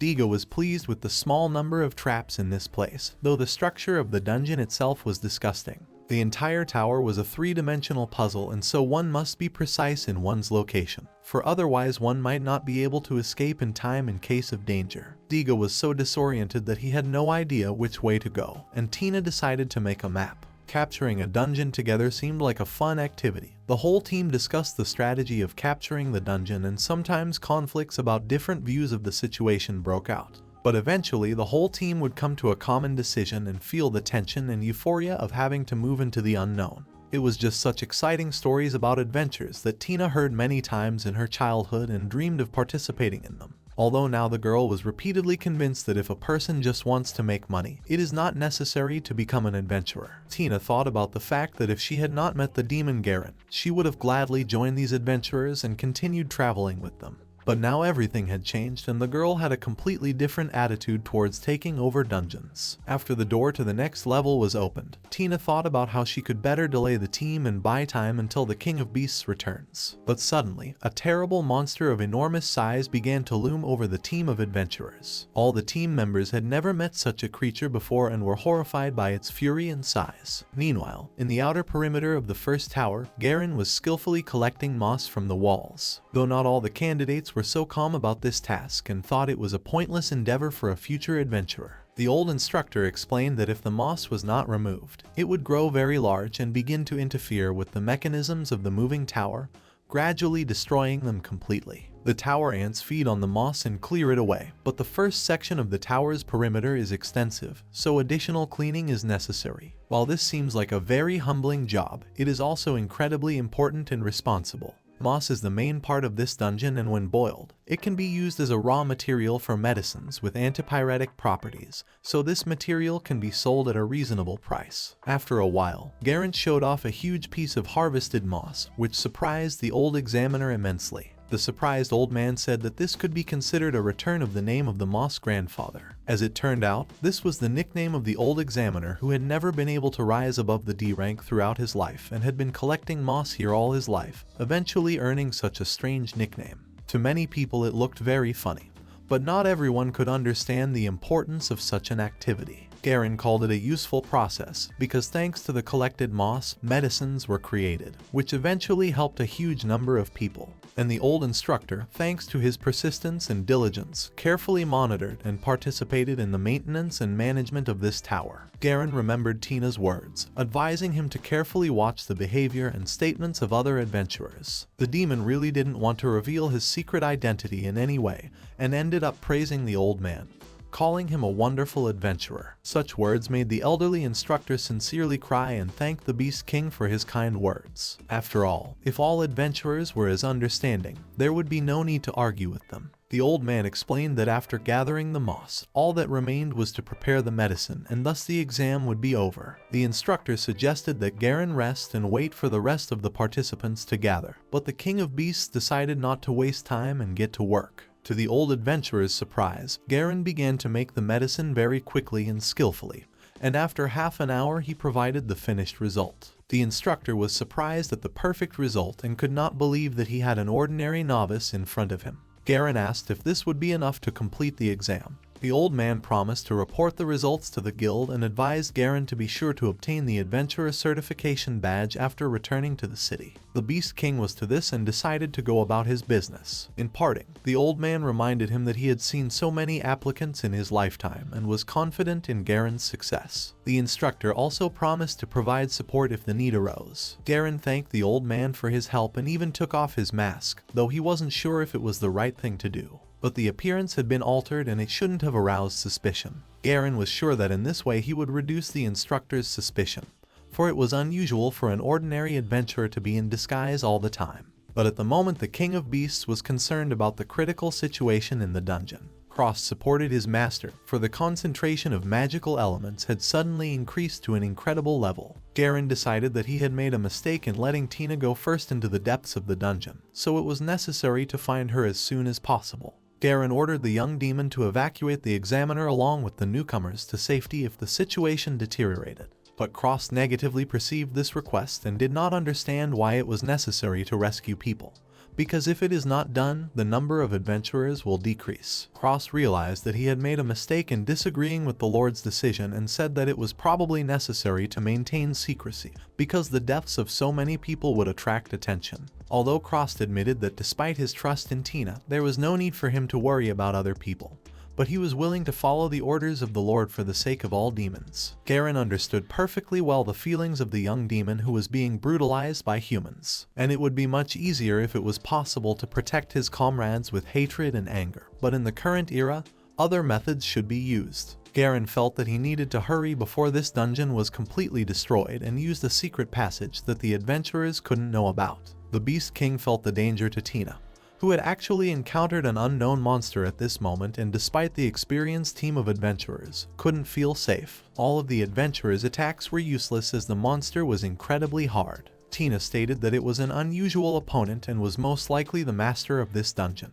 Chara immediately ordered to cancel the dungeon capture and get away. But the terrible monster used a thrown column to block the doors and cut off the last escape route, thus trapping the adventurers. The aftermath of the huge column's powerful impact was terrifying, and a huge splinter of the column crushed Dig's leg. Chara agreed with Tina's assumption, but didn't understand why they met the dungeon master on only the 6th level. The monster meanwhile fully sensing its superiority over the adventurers and grabbed them with its powerful arms. It seemed to be a hopeless situation, because not one adventurer could not escape from such a powerful grip, and the monster only had to finish what he started and swallow the insolent people. The horrible monster dungeon master was squeezing the adventurers, and with every second the pressure increased, causing severe pain. But suddenly Tina was able to get out. The girl did not immediately understand how she did it, but then realized that thanks to the slug Lilin was able to relieve the pressure. Tina promised to be sure to give Lilin more of the medicinal herb that the slug was very fond of eating.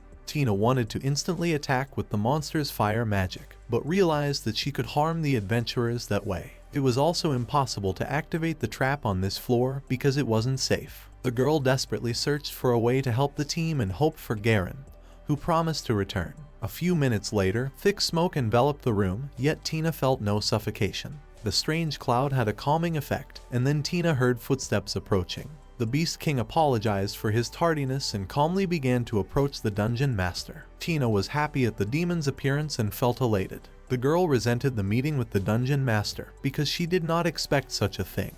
But Garon only apologized and explained that the effects of the calming fog will not last long, so we need to talk later. Garon attacked the dungeon master with special darts with blocking liquid to weaken the monster's strength and make him let the adventurers go. Tina was surprised to notice how the huge monster started to stagger after that, and its activity decreased drastically. After that, the King of Beasts pounced on his opponent and attacked him with a dagger striking his hands. Garon was able to sever the dungeon master's limbs and free the adventurers, who were already too weakened to clearly understand everything that was happening.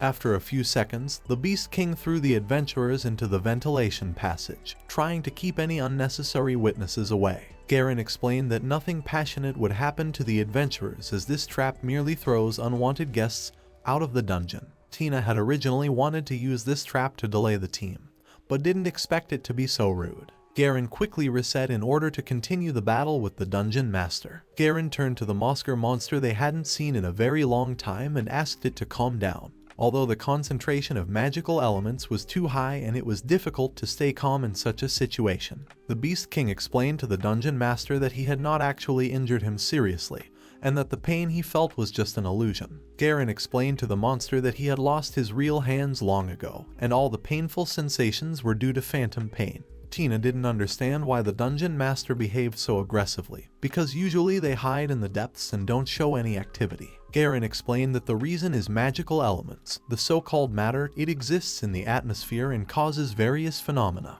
It is also the source of energy that drives the mechanisms of the entire dungeon. When people use magic, they focus the magical elements in the atmosphere and use them, constantly trying to enhance the effect. Tina had undergone magical training and knew about how magical elements were used in a wizard's body, but Garon had explained that it wasn't quite right. And the big difference in understanding had led to more difficult conversations with the human side during past conflicts. The Beast King then decided to get to work on treating the dungeon master, even though he was in an aggressive mood. It was to start with a medical examination, but after Garon approached, the dungeon master began to resist. Garon clawed at the monster's body and felt its extremely agitated state, which indicated signs of arrhythmia, as its heart rate was very unstable. Also observed was the damaging behavior itself, which could be the result of psychological insanity. Garon realized that the dungeon master had not taken any medication for a very long time, and so his condition was in a terrible state. Garon promised to definitely cure Mosker and relieve him of his terrible pain and panic state. Grabbing the dungeon master, the demon showed incredible strength and broke through several walls, which once again surprised the young adventurer. The power of the King of Beasts was so powerful that it was able to destroy the walls, which were considered incredibly strong, because no one has ever been able to do such a thing in the dungeon. Once in the confined space with the dungeon master, Garon observed the monster's neglected state and decided to cure it as soon as possible, as well as normalize the situation in the entire dungeon. But the dungeon master suddenly declared that for the sake of the Demon King, he must return to Draken at all costs. Tina was surprised to hear the dungeon master's voice and realized that he was trying to achieve the impossible. Meanwhile, Garon explained to the monster that all his suffering was in vain, for the Demon King and Draken had long since died. But the dungeon master was determined and declared his desire to fight in the name of the Demon King. Therefore, he must immediately destroy any enemy that would threaten the demons or the dungeon. Meanwhile, the novice team felt strong vibrations inside the tower, and no one understood what was going on. Many of the novice adventurers began to panic and decided that if the tower started spinning, they would not be able to escape. The novices began to question the examiner about the evacuation, and the old man ordered everyone to move immediately to the exit. The young demon cross did as promised and used his magic to show the escape route for the newcomers, so all they had to do was move in the right direction and evacuate on their own. After the violent vibration and rumbling, the concentration of magical elements in the dungeon increased dramatically. In the center of the dungeon, there was an eruption of magical elements that had been effectively contained until then. Cross understood that if a strong density had formed in the outer tower, the concentration in the center of the dungeon was many times greater, and it was unknown what was happening to the dungeon master at this moment. The master of this dungeon was the rainbow-winged Moskora, and he was always under the direct command of the demon Draken, the commander of the Demon King's army. At this moment, Garon continued to restrain the monster's aggression and ordered the young adventurer to go far away and hide, for this area was too dangerous from now on. Moskora continued to gain strength and confidence, truly believing that Commander-in-Chief Draken would soon come for him. The Beast King continued to convince the dungeon master that he was completely mistaken, for Draken and the Demon King had unfortunately been dead for a long time. But Moskora refused to believe this and attacked Garon, believing him to be an enemy who wanted to harm all demons. Moskora demanded an immediate explanation as to how it could have happened that the Commander-in-Chief of the Demon Army and the Demon King died. The dungeon master also decided to clarify who Garon was and what he wanted. Moskora promised to destroy Garon, but the Beast King explained that once upon a time he too wanted to kill everyone in his path, and considered it quite normal behavior. But now those words and desires evoked nothing but regret, and so the Moskora should listen and calm down. Garon had promised to spare the dungeon master pain and suffering and to let him live, even in spite of his stupidity and aggression. But the dungeon master wasn't going to give up and attacked Garon again in full force. Tina was shocked by the sheer power and screamed in fear. The girl remembered that usually adventurers could not destroy the walls of the tower, and therefore always advanced through the available corridors of the dungeon. But as it turned out, the horrible monster could easily tear to pieces even such impressive buildings. The dungeon master was a creature of a completely different level, far surpassing even the strongest and most experienced adventurers despite their numbers. But Garon withstood all the blows and continued to resist, insisting that the monster calm down.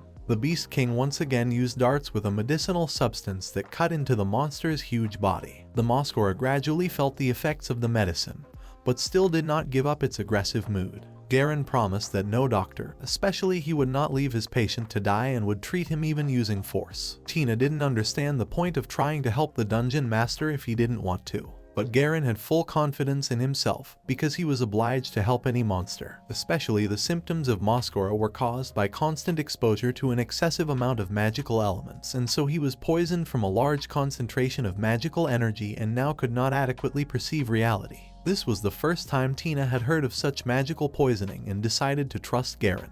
The King of Beasts explained that magical elements are indispensable in nature, but if they accumulate in excess in the body, they become a deadly poison for living things. Magic element as a toxic poison causes various negative symptoms in the body. By transforming them into magic, one can reduce the amount of magic elements accumulated in the body and gradually normalize the state of the body. Garon was trying to force the dungeon master to get rid of the excess magic elements, because even this kind of hair attack is a kind of magic. Therefore, if the monster was allowed to attack frequently, the magical elements would begin to leave the body, and the negative symptoms would subside. Tina was surprised by such an unusual way of treating monsters, because at the moment Garon was being viciously attacked and of course felt a lot of pain and tension. The girl had often wondered why the King of Beasts had decided to become a doctor, for it was very strange for a demon who had only fought before. But now Tina began to realize the real calling of the King of Beasts, for he must take care of all monsters. Therefore, if all his actions are called treatment, then no one but Garon will be able to cope with the role of an unusual doctor. Usually adventurers create strong groups, because it is so much easier to destroy monsters. But now Tina realized that saving lives is much harder and it takes more than strength and rage. The dungeon master managed to capture and block Garon, and the girl decided to help the demon somehow.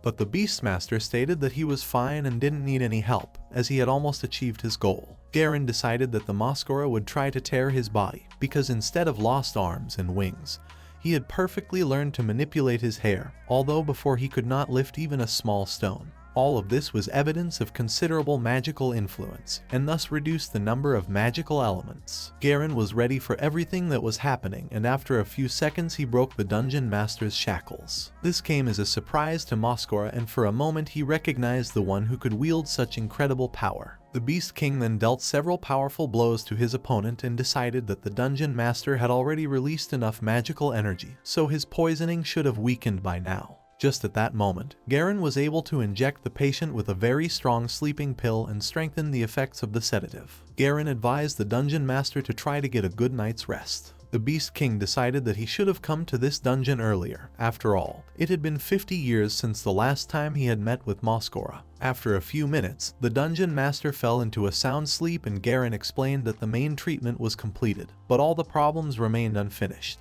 Just at that moment the dungeon shook violently again and Garon decided to act. The Beast King explained that because of the dungeon master's poisoning, the draconic life passing through the dungeon had been disrupted and gradually the magical elements had accumulated to a critical state. Now that the dungeon master who suppressed this anomaly had lost consciousness, it was necessary to deal with the remaining problem on his own. Otherwise the entire dungeon would be destroyed. The dungeon master was under the influence of sleeping pills and dreamed about the times when he was happy. But one day Mascara lost his wings and arms and collapsed to the ground. The King of Flight, Draken, was one of the 6 generals of the Demon King and considered Mascara his own child, so he regretted the monster's injury greatly. Garon urged Draken to reward his fallen subordinates with the fruits of war and destroy the humans. But the King of Flight was already fighting for his subordinates, so he didn't quite agree with the Beast King. The 2 generals of the demon army argued for a long time until the Demon King offered a compromise for them. Mascara was subsequently assigned as the monster master in the Heavenly Pulse Tower away from the battlefield until he fully recovered. All of this had happened 50 years ago. For a long time, Mascara had been alone and uncomfortable. The new abilities gained when the dungeon master had established the dungeon were more frightening to the monster, for he felt that this dungeon had become a part of him. Mascara tried to get used to the loneliness and decided that he could tolerate it for years to come. While the monster healed his wounds, he learned to fly again and fulfill his role as dungeon master, never giving up hope of someday returning to the surface and flying in the sky again. Mascara believed that the King of Flight, Draken, would surely come for him and free him from his loneliness. But one day an urgent message came from the Demon King, and at that moment, the dungeon master was horrified to learn that one of the 6 demon generals, Draken, had died during the battle, and the entire Demon King's army was greatly weakened and only had to wait for the next message. For years, the dungeon master had been waiting for news from the surface. Armed men had invaded. The presence of uninvited guests was annoying and Mascara had a constant headache. Eventually, the irritation became so unbearable that the dungeon master decided not to think about anything, because it only caused suffering. Gradually, the dungeon master began to wake up and felt very dizzy. The monster seemed to feel gentle touches and a feeling of strong nostalgia appeared. Garon and Tina were actually grooming the huge monster's body and brushing its hair. The Beast King asked if Mascara was fully awake and noticed the surprise on his face. The dungeon master was cured and was surprised to see Garon, an ordinary man, in front of him. It seemed unreal, because how could a demon who hated people more than anything else in the world could brush his hair together with the girl? This whole situation confused the dungeon master and he didn't understand why they were courting him, especially after his aggressive behavior. Garon asked the dungeon master to just lie quietly. After all, they were still doing the treatment and there were some conditions that needed to be met. Garon explained to the girl that the hair manipulation technique used by the Masquera is a way to compensate for lost body control functions. Garon decided to tell this to the monster instead of Draken, who never made it to the dungeon to see his favorite subordinate. The Beast King apologized for the fact that the Masquera had been forced to stay alone for so long and unaware of the events that had occurred with the demonic army. The dungeon master was saddened by what had happened to Draken, for he had considered him his mentor and protector. Masquera admitted that he knew about Draken's death, but for years he tried not to think about it, because such thoughts caused rage and pain. The dungeon master also regretted his appearance, and it would have been better if he had died, for it was unbearable to be without wings and arms. But Garon said that it was the wrong decision, and then explained that he himself had always considered himself only a warrior who had no choice but to fight, though some lives could have been saved if there had been other means besides force and anger in that distant time. Garon stated that he has now been given the opportunity to practice medicine, and is ashamed to remember his past life when he only sought to destroy everything in his path. He is also ashamed of the words he spoke during the argument with Draken, for in fact the King of Flight was completely right when he wanted to destroy all of humanity. Garon apologized for his said horrible words, but after all, he was the one who suggested leaving Mosker to die in this dungeon. The Beast King then explained that the dungeon was currently in danger of collapsing and it was necessary to stop the process. To do so, the flow of the dragon veins must be corrected and the stale magical elements in the dungeon must be released once. Garon asked the dungeon master to fly out and open an outlet for the magical elements at the top of the tower, because only a Moskora could do the job. But the dungeon master refused the offer and explained that all his attempts to fly up had been unsuccessful, and he had long since forgotten how it felt to be weightless. Garon advised him to believe in himself and reminded him that Draken considered the Moskora worthy to fulfill the duties of a master, so he should fly with that thought in his heart, remembering his responsibility and purpose. Moskora believed in the words of the King of Beasts, and decided to learn to fly again by all means. The dungeon master asked him to believe in him and support him, because then he could prove his worth. But first it was necessary to carefully braid all the hair, which for many years of loneliness had become mixed up. Garon advised the girl to watch her work carefully, and Mosker was to manipulate the hair at that moment and help Tina. The dungeon master noticed a significant change in Garon's behavior, for he was now trying to use a strange treatment and had become very calm and soft in his communication.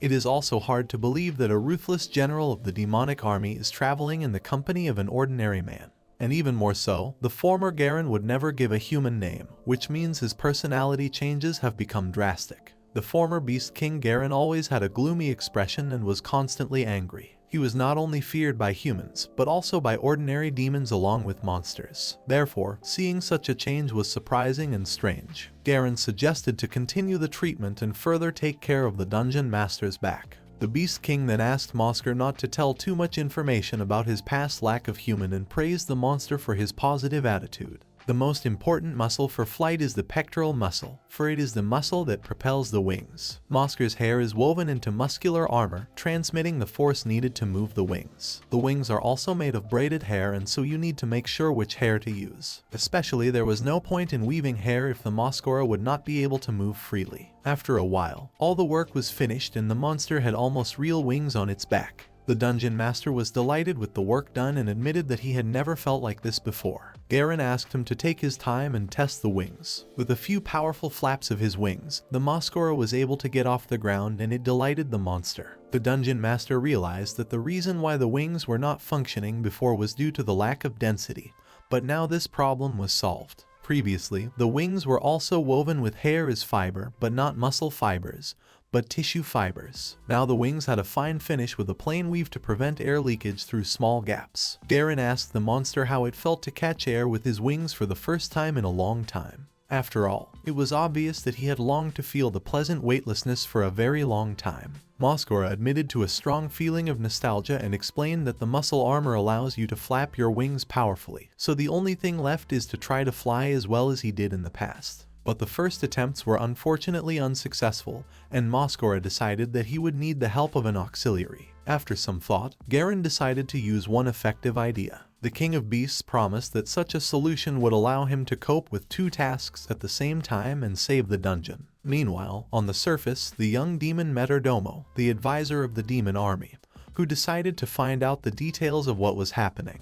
But Crost responded defiantly to the Raven's presence and called him an unwelcome guest. Erdoma asked what the Beast King was doing now and why there was such a strange rumbling sound coming from the dungeon. Crost assumed that at the moment the dungeon was on the verge of disaster and could collapse at any moment. Erdomo did not understand why the young demon looked very happy in such a case, but Crost admitted that it was hard for him to hide his sincere emotions, because he was really looking forward to the destruction of the dungeon. It's because Mr. Garon has to take the responsible step to rectify the situation, and he would like to see everything with his own eyes, because for many years, Garon hasn't used his Beast King Claw ability. Just at this moment, Garon used his fierce power and asked everyone to take the right positions.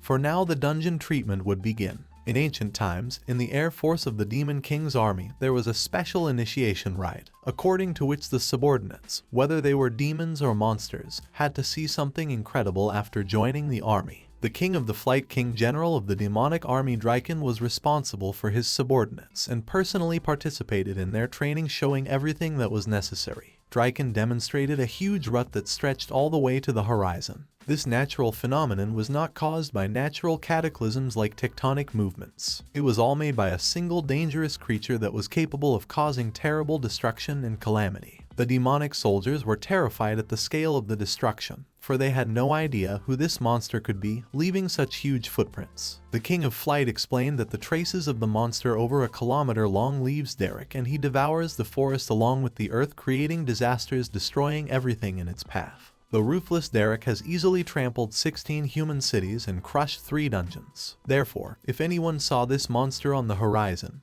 they had no chance of escape except to run far away. And also no one could harm this ancient monster and stop its advancement. But one day a foolish man stood in the way of this terrifying creature and decided to resist the unbridled power. In the end, the unbelievable happened and the corpse of a horrible and unbeaten monster with huge claw marks was discovered. Draken told his subordinates that in the future the fight against the humans would become more fierce, but they realized it themselves when they saw the corpse of the invincible creature. Draken called the King of Beasts Garon an incorrigible, stubborn man, who could not like anyone in this world. Their shortcomings, he was the basis of the demonic army and instilled fear in the enemies. Garon had the world's strongest claws of the King of Beasts, with which he could pave the way for the army of the Demon King despite any resistance. This was the first time the Dungeon Master had seen the claws that Draken had told him about long ago, and he marveled at Garon's power. Moscora felt the same sense of pride that the King of Flight felt when he spoke of Garon. Moscora declared that he was ready to take off at any moment and motioned for the King of Beasts to act. Garon prepared to use his claws in this dungeon.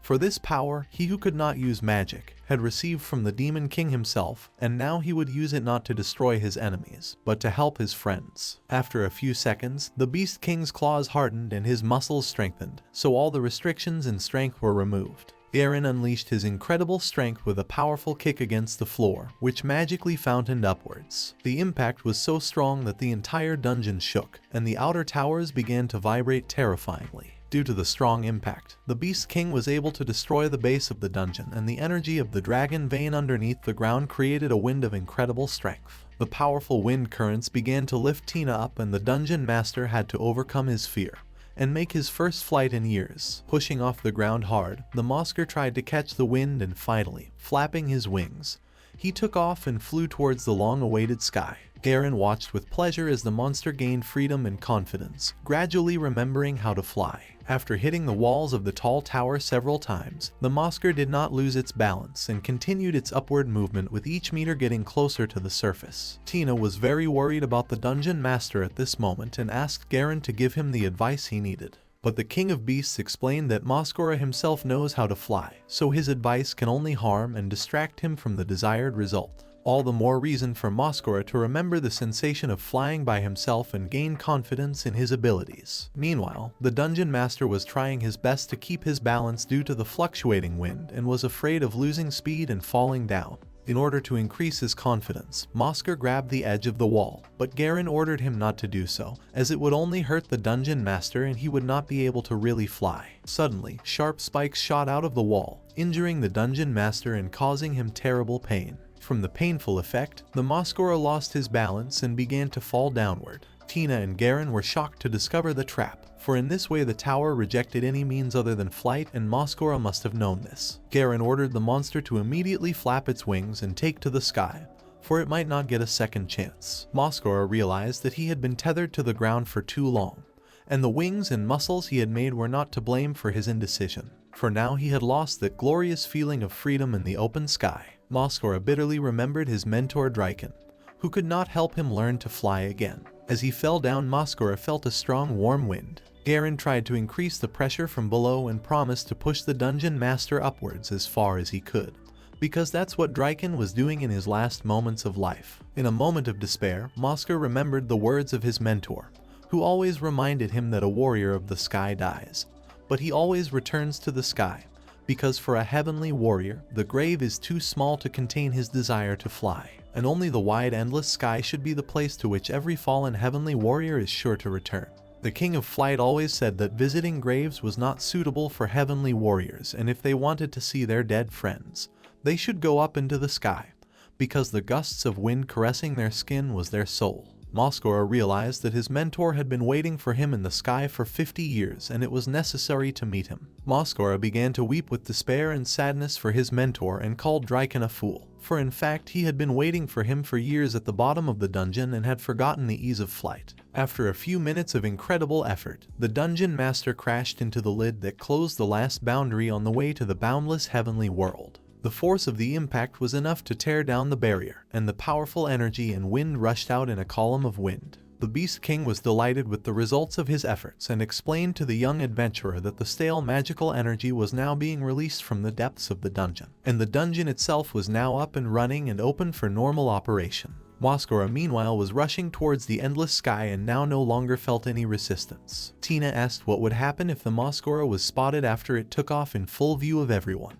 But Garon advised not to worry, for now the Mascara had proven its ability as a dungeon master and was returning to its original state, and the magical elements circulating in the dungeon would be transformed into clouds. Everything was indeed very spectacular. Powerful streams of wind and fog rose high into the sky, and the dense structure could hide the first flight of the monster for many years from unwanted glances. Gradually, a huge amount of thick clouds were created in the sky above the tower, so there was no danger of people panicking at the sight of the dungeon master taking off. Moreover, Mascara had been waiting for this moment for 50 years, and it was impossible to deprive him of such an opportunity. Now the freedom-loving monster could be alone with himself and taste the long-forgotten taste of the sky. Soon the unbelievable happened, and Mascara rose above the clouds and felt the cool, fresh wind that he had already forgotten about while sitting in the deep and dark dungeon. The feeling of freedom and lightness intoxicated the monster's consciousness and gave pleasure. Mascara remembered those splendid times when he flew beside his mentor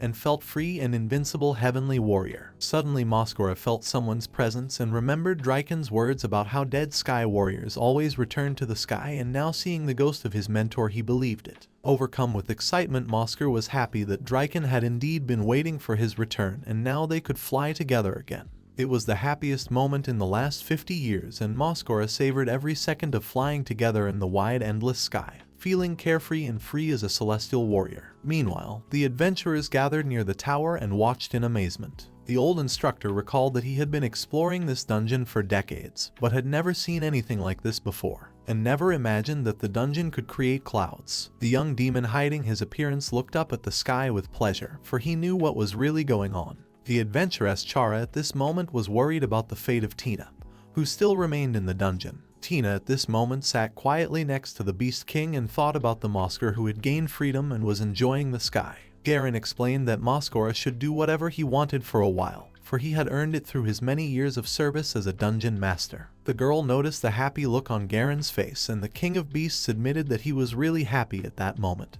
because the dungeon was normalized and the monster's wish had come true. Tina asked what they would do next and whether they would restore the dungeon that had already been taken over, but Garon decided that there was no need to do that. This dungeon was originally designed so that it couldn't be taken over by people who couldn't fly, and so it was actually a dungeon that remained unconquered. Garon explained that the surrounding research towers were just dummies and not connected to the deepest part of the dungeon, so the presence of adventurers in them had no effect on the structure of the place. Tina was surprised by the facts revealed, for in fact this dungeon had long been considered completely controlled. Garon said that except for the emergency passageway, used only by demons, the only way to get to the central part of the dungeon was to fly through the air and enter from the roof. Tina once again marveled at the ingenuity of the demons, for in this way they had completely secured themselves from the rejection of ordinary humans, who had not even been able to understand this trickery for years. After a while, the Moskura returned to the dungeon and Garon asked what his impressions were of his first flight, after a long wait. The dungeon master admitted that he had not even imagined that he would be able to fly so freely with the hair manipulation technique, and it was a real revelation. But Garon wasn't so surprised, for even in a state of complete madness, Moskura was very skillful in using the technique and was even able to fight the King of Beasts. And thanks to his ability to use hair, the dungeon master was able to create a complex body part in the form of an arm, and it had amazing precision and strength.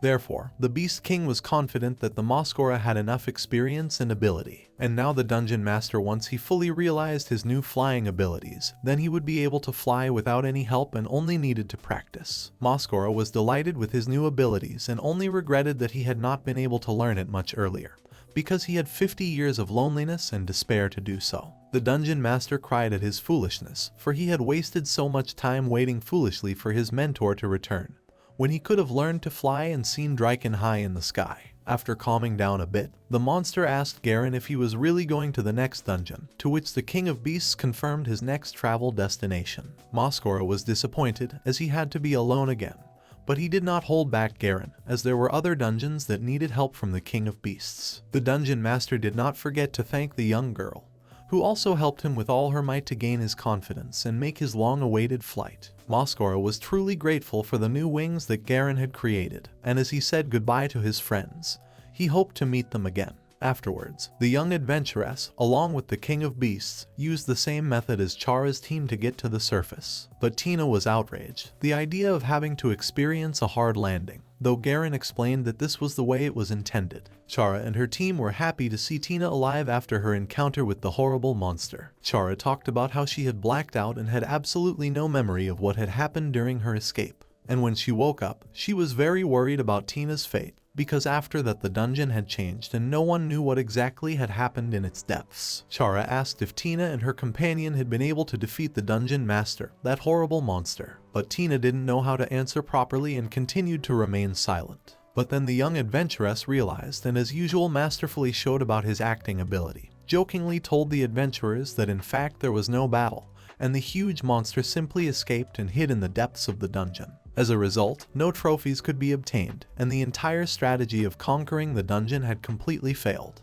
Tina explained that it was only thanks to the appearance of her comrade that she was eventually able to escape and never encountered any monsters again. Although in fact the girl had received one valuable trophy, but she didn't want to tell the adventurers about it, and the received hair of Moskura could be used as a thread for surgical operations. Chara didn't really understand the details of Tina's adventures, but thanked the mysterious masked man for his help in the rescue. Tina called the King of Beasts by his assumed name Karo, and explained that he was capable of more than just carrying heavy luggage, and that he was a very reliable and close companion to her. In the end, the adventurers could not somehow influence Tina's decision to refuse to cooperate together, because they did not prove to be good companions during the adventures in the dungeon. And Tina explained to Garon that she could not share her feelings and concerns with those people, and therefore it was better for them to part and not travel together. The young adventuress felt incredibly excited after saving another dungeon, and going on a long journey kept remembering about the happy monster,